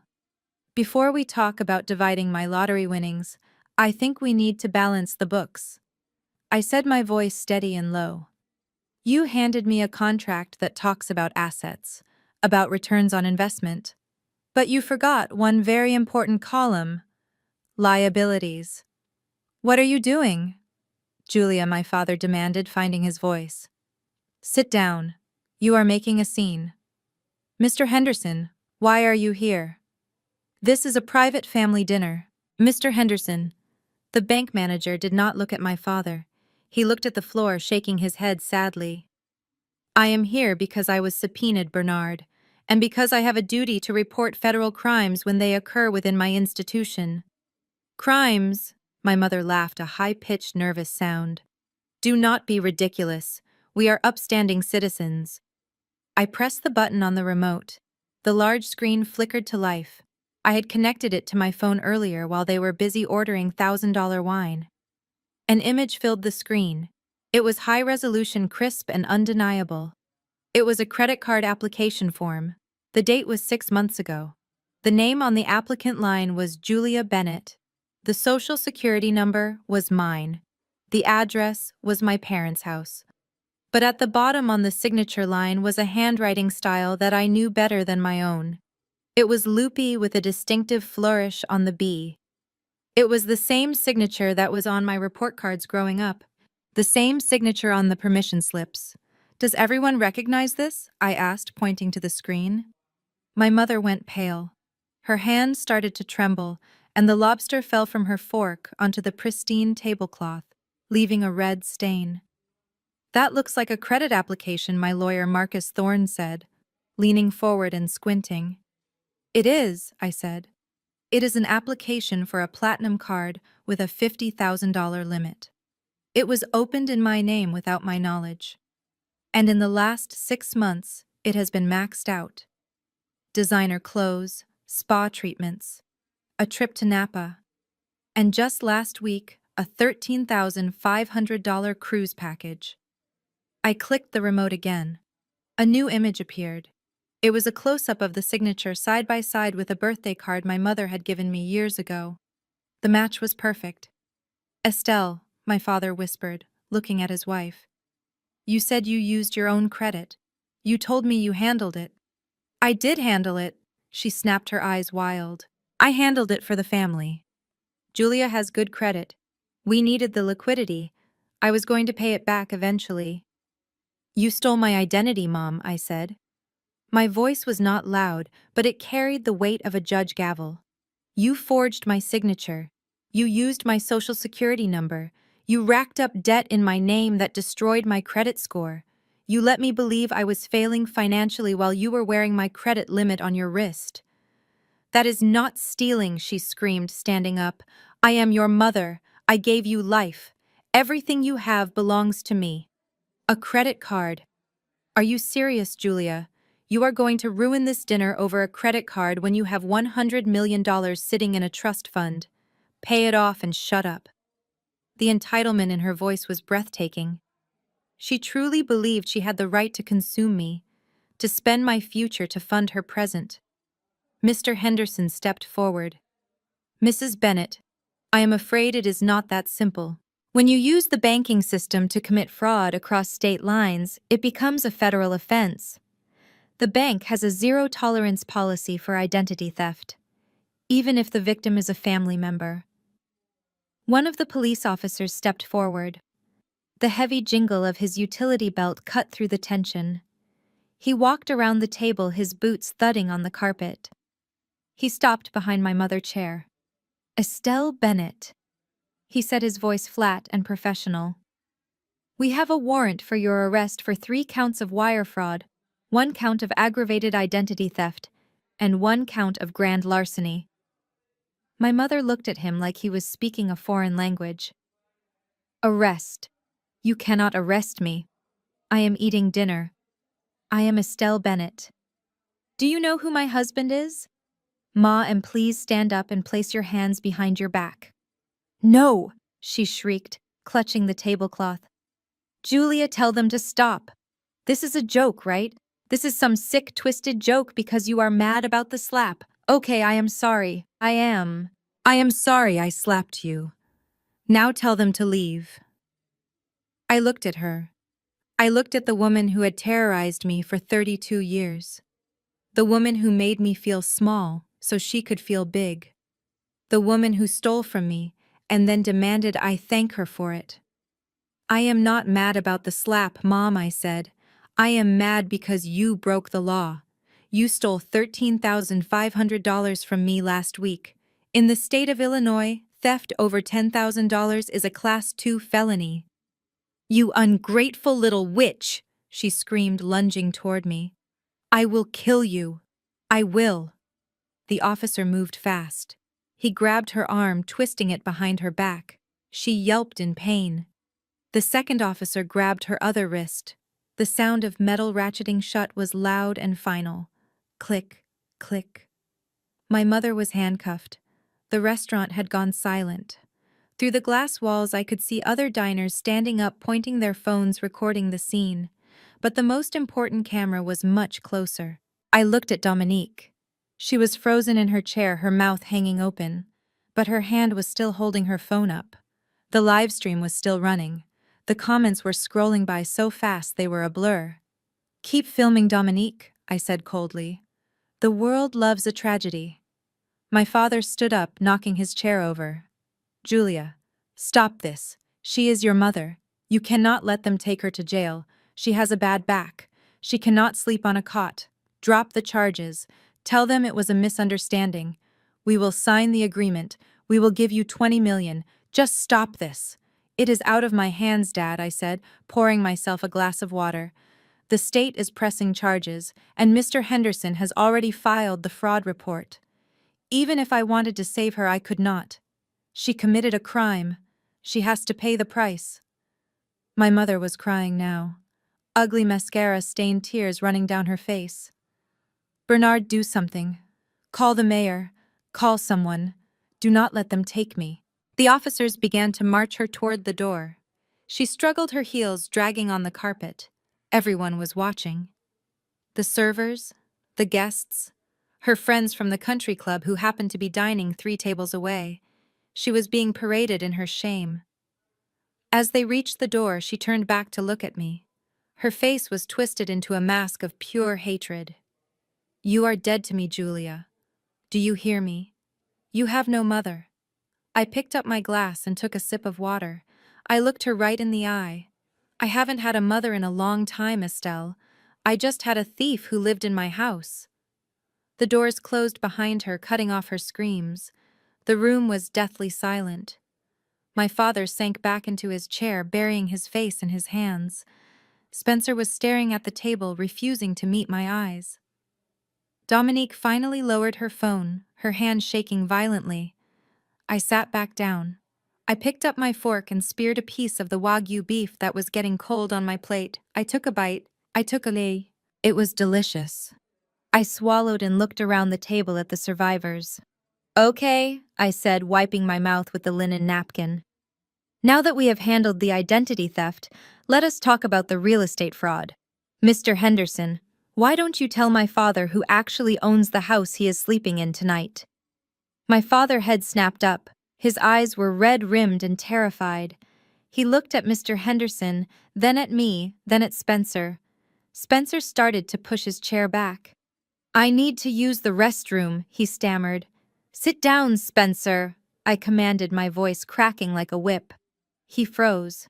No one leaves, I said. We have only just started the first course. And I promised you a night you would never forget. I signaled the waiter again. Bring the next bottle of wine, please. My family is going to need a stiff drink for what comes next. The silence in the private dining room was absolute. It was the kind of silence that usually follows a gunshot. The heavy wooden doors had clicked shut behind the police officers, dragging my mother away in handcuffs, leaving a void that felt suffocating. My father, Bernard, was standing by the table, his face a mask of gray ash. He looked at the empty chair where his wife had just been sitting. Then he looked at me, and finally he turned his desperate gaze to Mr. Henderson, the bank manager. My father straightened his tie, a reflex of a man who believes that appearance can fix reality. Bill, he said, his voice shaking, but trying to sound authoritative. Bill, I am sorry you had to see that. Estelle is dramatic. We will get that sorted out in the morning. But regarding the house, I think there has been a mistake. I spoke to the loan officer last week. We are restructuring. I have the paperwork at home. Mr. Henderson did not blink. He held his briefcase with both hands, standing tall and immovable. He was not a friend tonight. He was an institution. There is no paperwork, Bernard. I personally reviewed your file this morning. You have missed 6 consecutive mortgage payments. You have ignored 3 certified letters of default. You ignored the foreclosure notice posted on your front door, which I assume you pulled down before the neighbors could see. My father flinched as if he had been slapped. He gripped the back of his chair, his knuckles turning white. It is a temporary liquidity issue, he stammered. We have assets. We have the lottery ticket. Julia is going to sign the agreement and we will bring the account current tomorrow. He looked at me, expecting me to nod, expecting me to jump in and save him, because that is what I had always done. I was the safety net they walked all over. Mr. Henderson shook his head slowly. It is too late for that, Bernard. The bank initiated the acceleration clause 30 days ago. The full balance of the mortgage is due, all $1.2 million, And since you failed to pay, the property was scheduled for public auction tomorrow morning at 10 a.m. Tomorrow, my father whispered. The word hung in the air like a death sentence. Spencer Vance, who had been trying to make himself invisible in the corner, suddenly spoke up. Well, that is fine. We can fix this. Julia, just give him the money. Pay off the house. It is a drop in the bucket for you now. Consider it rent for all the years you lived there. I laughed. It was a dry, humorless sound. Rent? You want me to pay rent for the room I grew up in, the room where I was treated like a servant? Mr. Henderson cleared his throat, turning his attention away from my father. Actually, the auction has been cancelled. My father let out a long, ragged breath. Oh, thank God. See, Spencer, I told you. Bill is a reasonable man. Thank you, Bill. We will get you a check next week. The auction was not cancelled because of a favor Bernard Mr. Henderson said, cutting him off coldly. It was cancelled because the debt was purchased.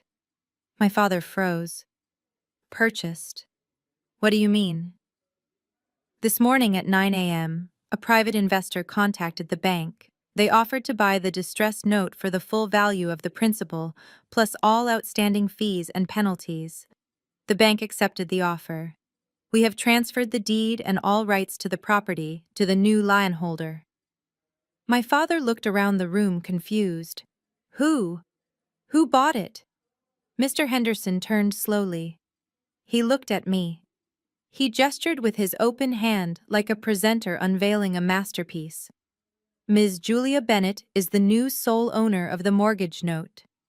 The sound of a glass shattering broke the silence. Dominique had dropped her water glass.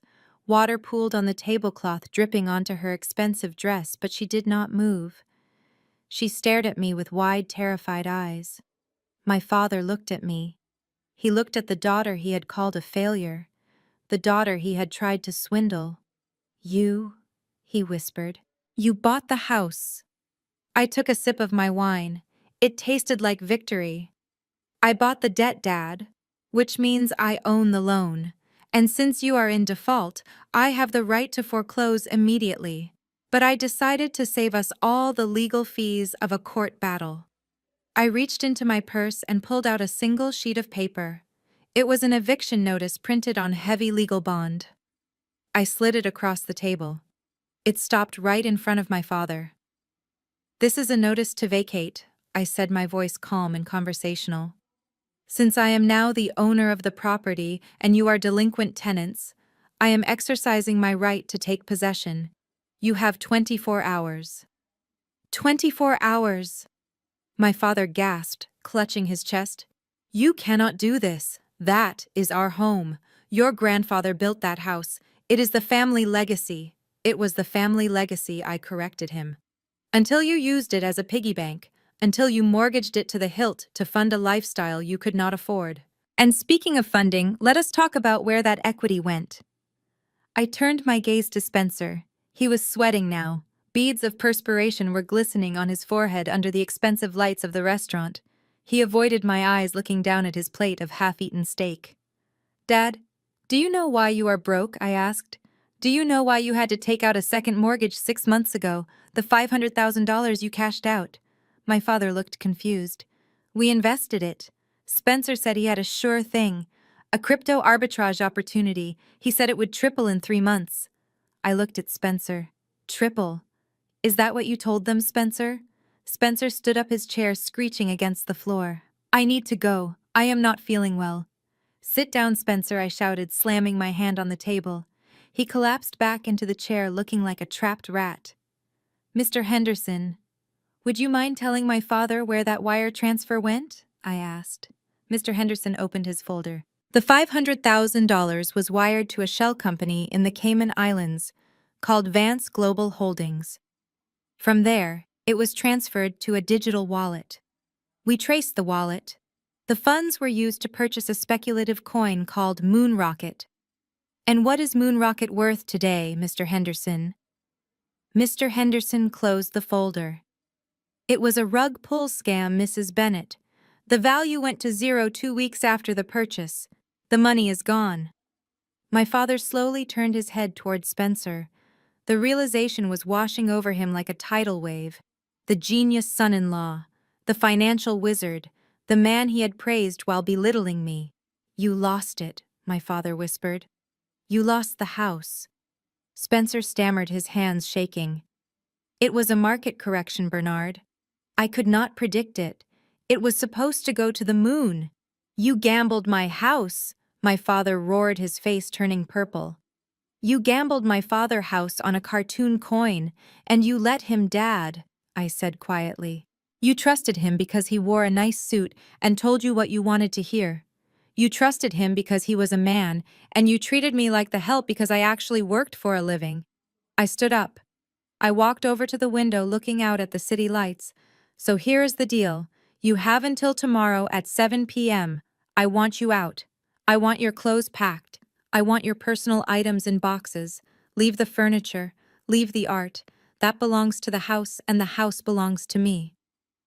"Julia, please," my father begged, tears streaming down his face.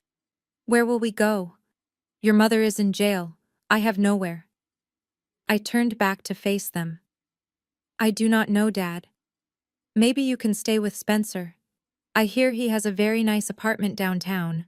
Or maybe you can ask Dominique to sell some of her designer bags. I am sure they are worth a few nights at a motel." I picked up my purse. "You have 24 hours. If you are not out by 7 p.m., I will have the sheriff remove you for trespassing.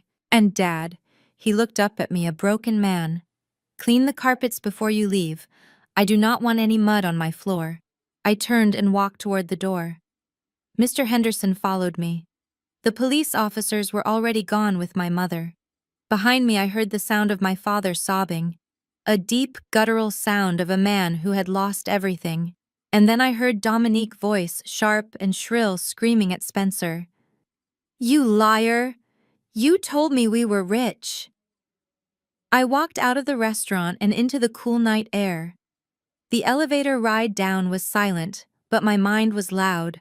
I had taken their home. I had taken their pride. But I was not done. There was still one more lie to expose, one more layer of the onion to peel back. Spencer thought he could hide behind the chaos. He thought the loss of the house would distract Dominique from his other secrets, but he was wrong. I was going to burn it all down. I took out my phone and texted Leo. "Phase 2 is complete. Get the photos ready. We are not just taking their house, we are taking their marriage." I stepped into the waiting car. The war was almost over, and I was the only one left standing. The silence in the room was heavy and suffocating, broken only by the sound of my father weeping softly into his hands. My mother was gone, taken away in handcuffs. The house was gone, seized by the very daughter they had scorned. And now there were only 3 of us left at the table.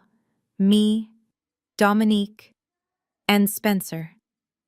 Spencer looked at the empty chair where my mother had sat, then at the eviction notice in front of my father. He loosened his tie, his fingers fumbling with the silk knot as if it were a noose. He ran a hand through his perfectly styled hair, which was now damp with sweat. I could see the gears turning in his head. He was a survivor, a parasite, and parasites always look for a new host when the old one starts to die. He turned to me and forced a smile. It was the most grotesque thing I had ever seen. It was a smile that tried to summon years of false charm and brotherhood. "Come on, Julia," he said, his voice trembling slightly. "We are all emotional right now. Things got out of hand. But look at us. We are the younger generation. We are the future of this family. We cannot let the mistakes of our parents destroy what we have." He took a step toward me, his hands open in a pleading gesture. "I am your brother-in-law, Julia. I have always looked out for you. Remember when I helped you move into your apartment? Remember when I fixed your flat tire? We are family. You cannot just destroy family over money. Let us put the house behind us. Let us send the lawyers away. We can work this out. Just you and me." I watched him with a detached curiosity, like a scientist observing a specimen under a microscope. He was truly rewriting history in real time. He had helped me move because my mother forced him to, and he had complained the entire time. He had never fixed my tire. I picked up my wine glass and swirled the dark red liquid. Family. I repeated the word, tasting it. You keep using that word, Spencer. It is a powerful word. It implies loyalty. It implies love. It implies that you do not keep secrets that could destroy the people sitting across from you. Spencer's eyes darted back and forth. What do you mean? I have no secrets. I am an open book. I am doing this for Dominique. For our baby. I looked at Dominique. She was sitting frozen, still clutching her phone, staring at the eviction notice. She looked small and fragile, her hand resting protectively on her round, protruding belly. For the baby, I said softly. That is very noble of you, Spencer. You are such a dedicated father. It is amazing how you find the time to care for Dominique's unborn child while you are also taking such good care of the other one. The room went deadly still. Spencer's face drained of all color, leaving him looking like a wax figure. Dominique slowly lifted her head. What other one? She whispered. I reached into my purse. This time I did not pull out a legal document. I pulled out a thick stack of high-resolution photographs. I fanned them out on the table, sending them sliding across the white linen until they stopped right in front of Dominique. I think you should meet the rest of Spencer family, I said. Dominique. This is Jessica. Dominique looked down. The photos were brutal in their clarity. They showed Spencer walking out of the Meridian apartment building, holding hands with a stunning woman in a cream coat. They showed him kissing her neck at a bistro. They showed him shopping for diamond earrings, the same earrings he claimed he could not afford to buy Dominique for their anniversary. But the most damning photo was the one on top. It showed Spencer placing his hand lovingly on Jessica's stomach. A stomach that was unmistakably pregnant. Dominique stared at the images. Her breathing became shallow and rapid. Her hands started to shake so violently that her diamond bracelets rattled against the china. Who is she? Dominique asked, her voice barely a squeak. She is his executive assistant, I explained. The one he told you was annoying and incompetent. It turns out she is actually very competent, especially at helping him plan his escape. I played the audio file on my phone. It was the recording from the bistro. Spencer's voice filled the room loud and clear. As soon as that wire hits my account, I am filing for divorce. I will tell Dominique the stress was too much. I will give her the house, or what is left of it, and I will be on a plane to Tuscany with you that same night. The recording ended. Spencer stood there, mouth opening and closing like a fish out of water. He looked at me with pure, unadulterated hatred. You witch, he hissed. You spied on me. I ignored him. I looked at my sister. He was never going to save the house, Dominique. He was waiting for me to sign over the $40 million so he could take his cut and leave you homeless. He has tickets to Italy booked for tomorrow night, one way, for him and Jessica. Dominique stood up. The chair fell backward with a crash. She did not look at me. She looked at the man she had spent 5 years pretending to have a perfect life with. The man she had defended when I accused him of losing the house. You liar, she screamed. It was a primal sound, a sound of total humiliation. She grabbed the photos and threw them at his face. The glossy paper fluttered down around him like confetti. You told me you loved me. You told me we were a power couple. You got her pregnant. You got your secretary pregnant. Spencer held up his hands, backing away. Dom, listen to me. It is not what it looks like. Julia is manipulating this. She faked the photos. It is AI. Don't you dare lie to me, Dominique shrieked. She lunged across the table. Her manicured nails, usually so perfect, became weapons. She clawed at his face, grabbing his expensive suit jacket. She was screaming incoherently now, sobbing and striking him. "You ruined everything. You lost my house. You cheated on me. I hate you." Spencer tried to push her away, but she was fueled by the rage of a woman scorned in front of an audience. She grabbed his hair, pulling hard. The waiters rushed forward, but I held up a hand, stopping them. "Let them finish," I said. "Get off me, you crazy cow," Spencer yelled, losing his composure completely. He shoved her hard. It was a violent push. Dominique stumbled backward in her high heels. She flailed her arms trying to find balance, but her feet slipped on the spilled water. She fell hard onto the floor, landing flat on her stomach. A collective gasp went through the restaurant. Several diners stood up horrified. A pregnant woman falling on her stomach is a nightmare scenario. My father screamed, Dominique trying to get up to help her. But then something strange happened. Dominique did not cry out in pain for her baby. She did not clutch her stomach in agony. As she tried to push herself up, the tight silk of her dress shifted. The violent fall and the shove had snapped the delicate straps of the undergarment she was wearing. There was a soft popping sound, and then right there on the floor of the most expensive restaurant in Chicago, the miracle baby fell out. It was not a baby. It was a high-quality silicone prosthetic bump. It slid out from under her dress and rolled across the carpet, coming to a stop near my feet. Dominique froze. She looked at the silicone belly, then looked up at the room. The silence that followed was different from before. It was not tense, it was shocked. It was the silence of a magic trick gone horribly wrong. Spencer looked down at her, and for the first time that night he laughed. It was a cruel barking laugh. "Oh, stop with the act, Dom," he sneered, wiping a scratch on his cheek. "You can stop pretending to be the victim now. Look, everyone. Look at the grieving mother." He kicked the silicone belly. It wobbled absurdly. "She has been wearing that thing for 3 months," he shouted to the shocked diners. "She had her tubes tied years ago because she didn't want stretch marks. She faked the whole thing to get more followers and to guilt-trip her family into giving her money." He looked at me, his eyes wild. "You want the truth, Julia? Here is the truth. There is no baby, there never was. She is just as much of a fraud as the rest of us."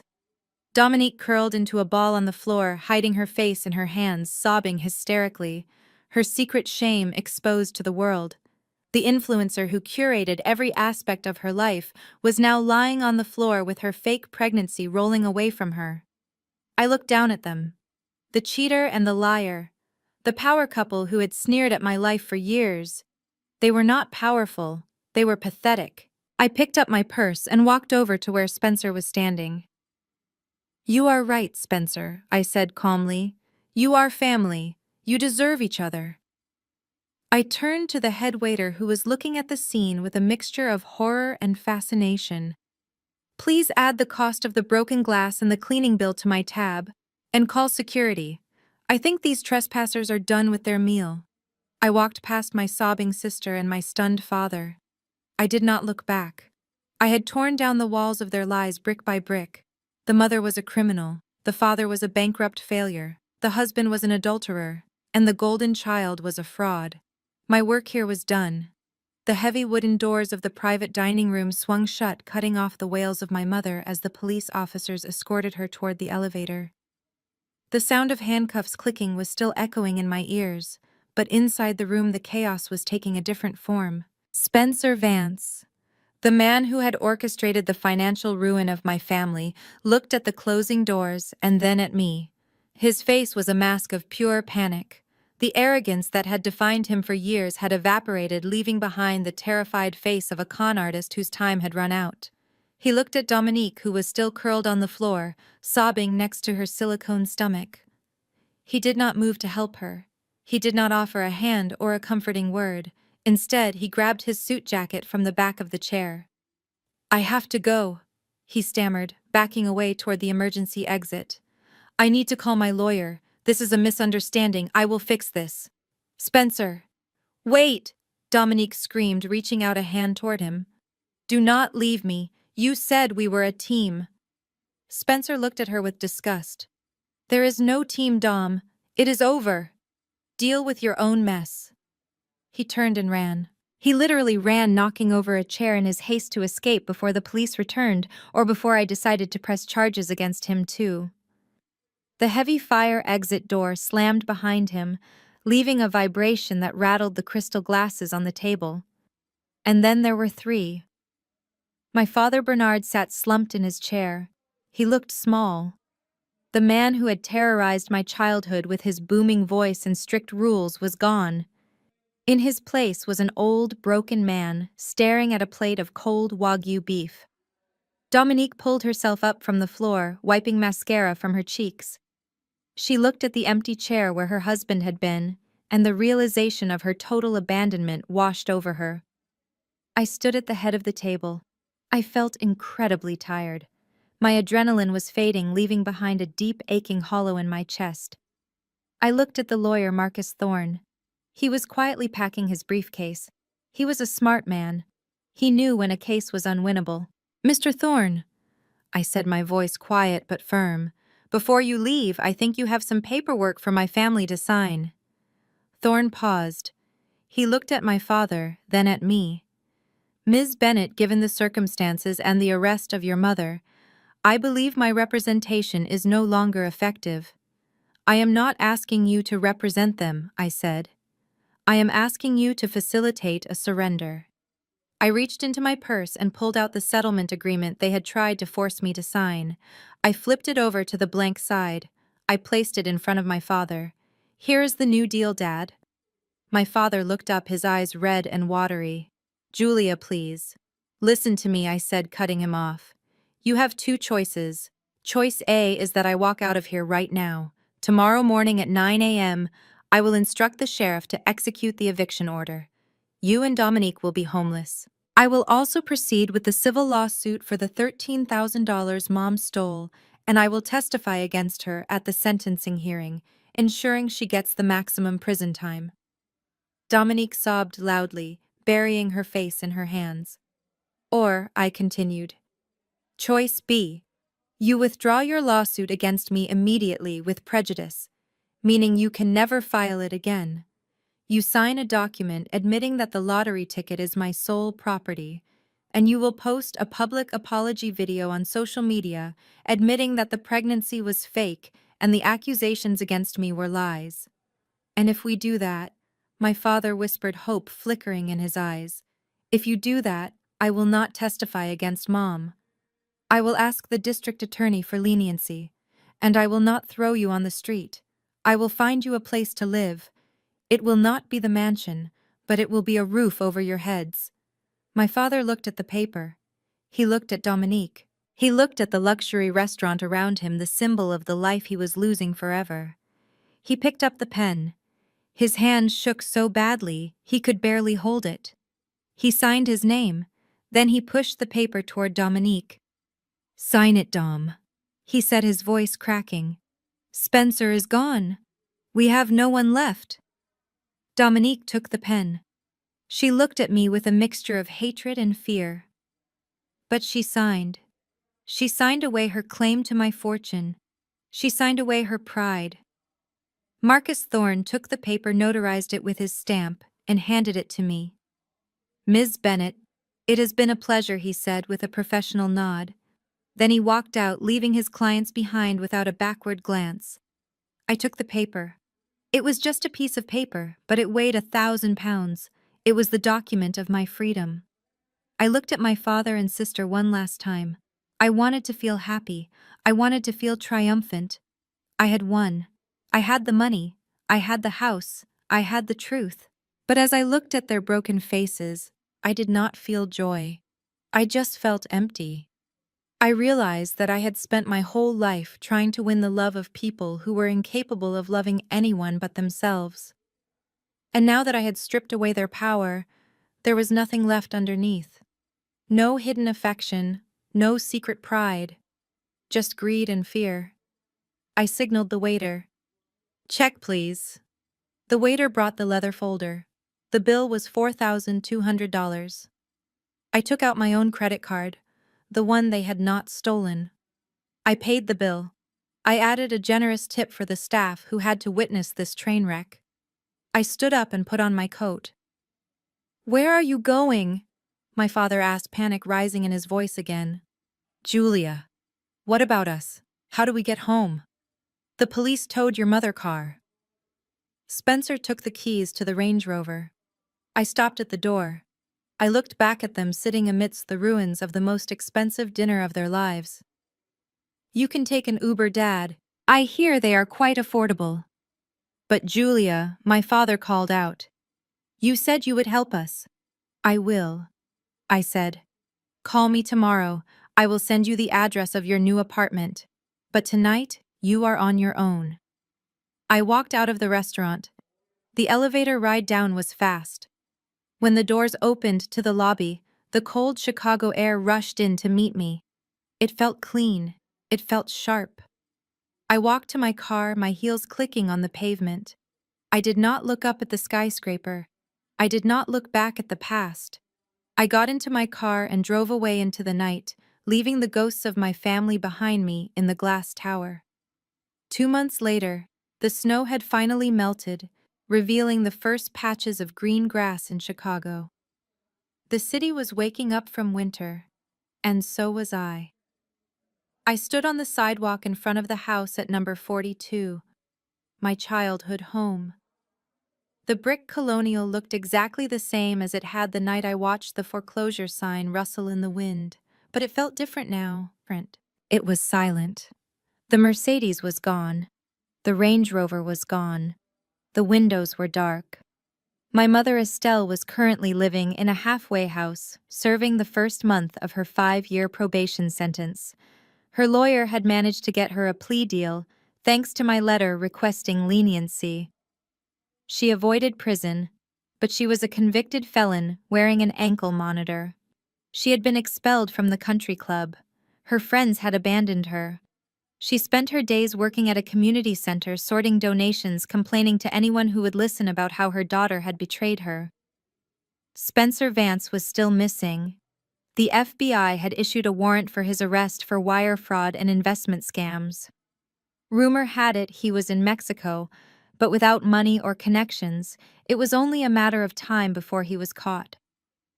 Jessica, his mistress, had given an interview to a tabloid claiming he had stolen her jewelry before he ran. It seemed a leopard truly never changes its spots. As for my father and Dominique, I kept my word. I rented a 2-bedroom apartment for them in a working-class neighborhood on the south side. It was clean, it was safe, but it was small. I paid the rent directly to the landlord. I gave them a monthly allowance for food and utilities, but not a penny more. My father had to take a job as a greeter at a hardware store to pay for his cigarettes. Dominique was forced to get a job as a receptionist at a dental office. She had deleted her social media accounts after the apology video went viral, exposing her fake pregnancy. She was no longer an influencer. She was just a girl working 9 to 5 trying to make ends meet. I visited them once to give them the keys. The apartment smelled of cheap cleaning products. My father would not look at me. Dominique cried in her room. I did not stay for tea. Now I stood in front of the mansion that had started it all. I owned it free and clear. I had paid off the mortgage with a single wire transfer from my trust fund. A large yellow truck pulled up to the curb. The engine rumbled loudly. A man in a hard hat jumped out holding a clipboard. Ms. Bennett, he asked. Yes, that is me, I said. We are ready to start. Do you want to do a final walkthrough before we begin? I looked at the house. I thought about walking through the halls one last time. I thought about seeing my old bedroom, the kitchen where I washed dishes, while they laughed, the dining room where I was treated like a stranger. No, I said. There is nothing in there I want to save. The man nodded. He signaled to the driver of the excavator. The massive machine roared to life, its metal arm rising into the air like a dinosaur. I watched as the metal bucket crashed into the front porch. The sound of wood splintering was loud and satisfying. The white pillars collapsed. The brick facade crumbled. I was not selling the house. I was not going to let another family inherit the bad energy that lived within those walls. I had petitioned the city and used my influence as a landscape architect to rezone the lot. I was demolishing the house to build a pocket park. It would be a public space with a playground for children, benches for reading, and a community garden. I had designed it myself. It would be a place of joy, a place where everyone was welcome, a place where no one would ever be turned away or made to feel small. I watched the roof cave in. Dust rose into the air, swirling in the spring breeze. My phone buzzed. It was a notification from my bank. Interest payment received. Monthly income, $400,000. I smiled. I turned away from the demolition and walked toward my car. It was a new Land Rover, solid and reliable with plenty of room for my drafting equipment. I had $100 million in the bank. I had a new apartment in the city with a view of the river. I had my own architecture firm, now free to build the projects I dreamed of. But as I climbed into the driver's seat and started the engine, I realized that the money was not the best thing I had won that Thanksgiving. The money bought me comfort, it bought me security, but the true gift was the clarity. The lottery ticket had acted like a blacklight, revealing the stains and cracks that had always been there, hidden in the dark. It forced me to see my family for who they really were, and it gave me the courage to finally walk away. I put the car in drive. I did not look in the rearview mirror as the walls of my childhood prison finally came crashing down behind me. I drove toward the horizon where the sun was just starting to set, painting the sky in shades of gold and violet. I was alone, but for the first time in 32 years, I was not lonely. I was free, and that I realized as I merged onto the highway was the only jackpot that really mattered. This journey taught me that real wealth isn't about the numbers in a bank account. It is about the freedom to walk away from people who drain your spirit, even if they share your DNA. For years, I thought I was worthless because my family treated me like an option. But the moment I stopped seeking their validation, I found my power. Tearing down that house wasn't just an act of revenge, it was an act of liberation. We cannot choose where we come from, but we can always choose where we go next. Peace is the only luxury worth fighting for. Have you ever had to cut ties with a toxic family member to save your own peace? I would love to hear your story in the comments below. If Julia's strength inspired you today, please hit that like button and subscribe for more stories about justice and resilience.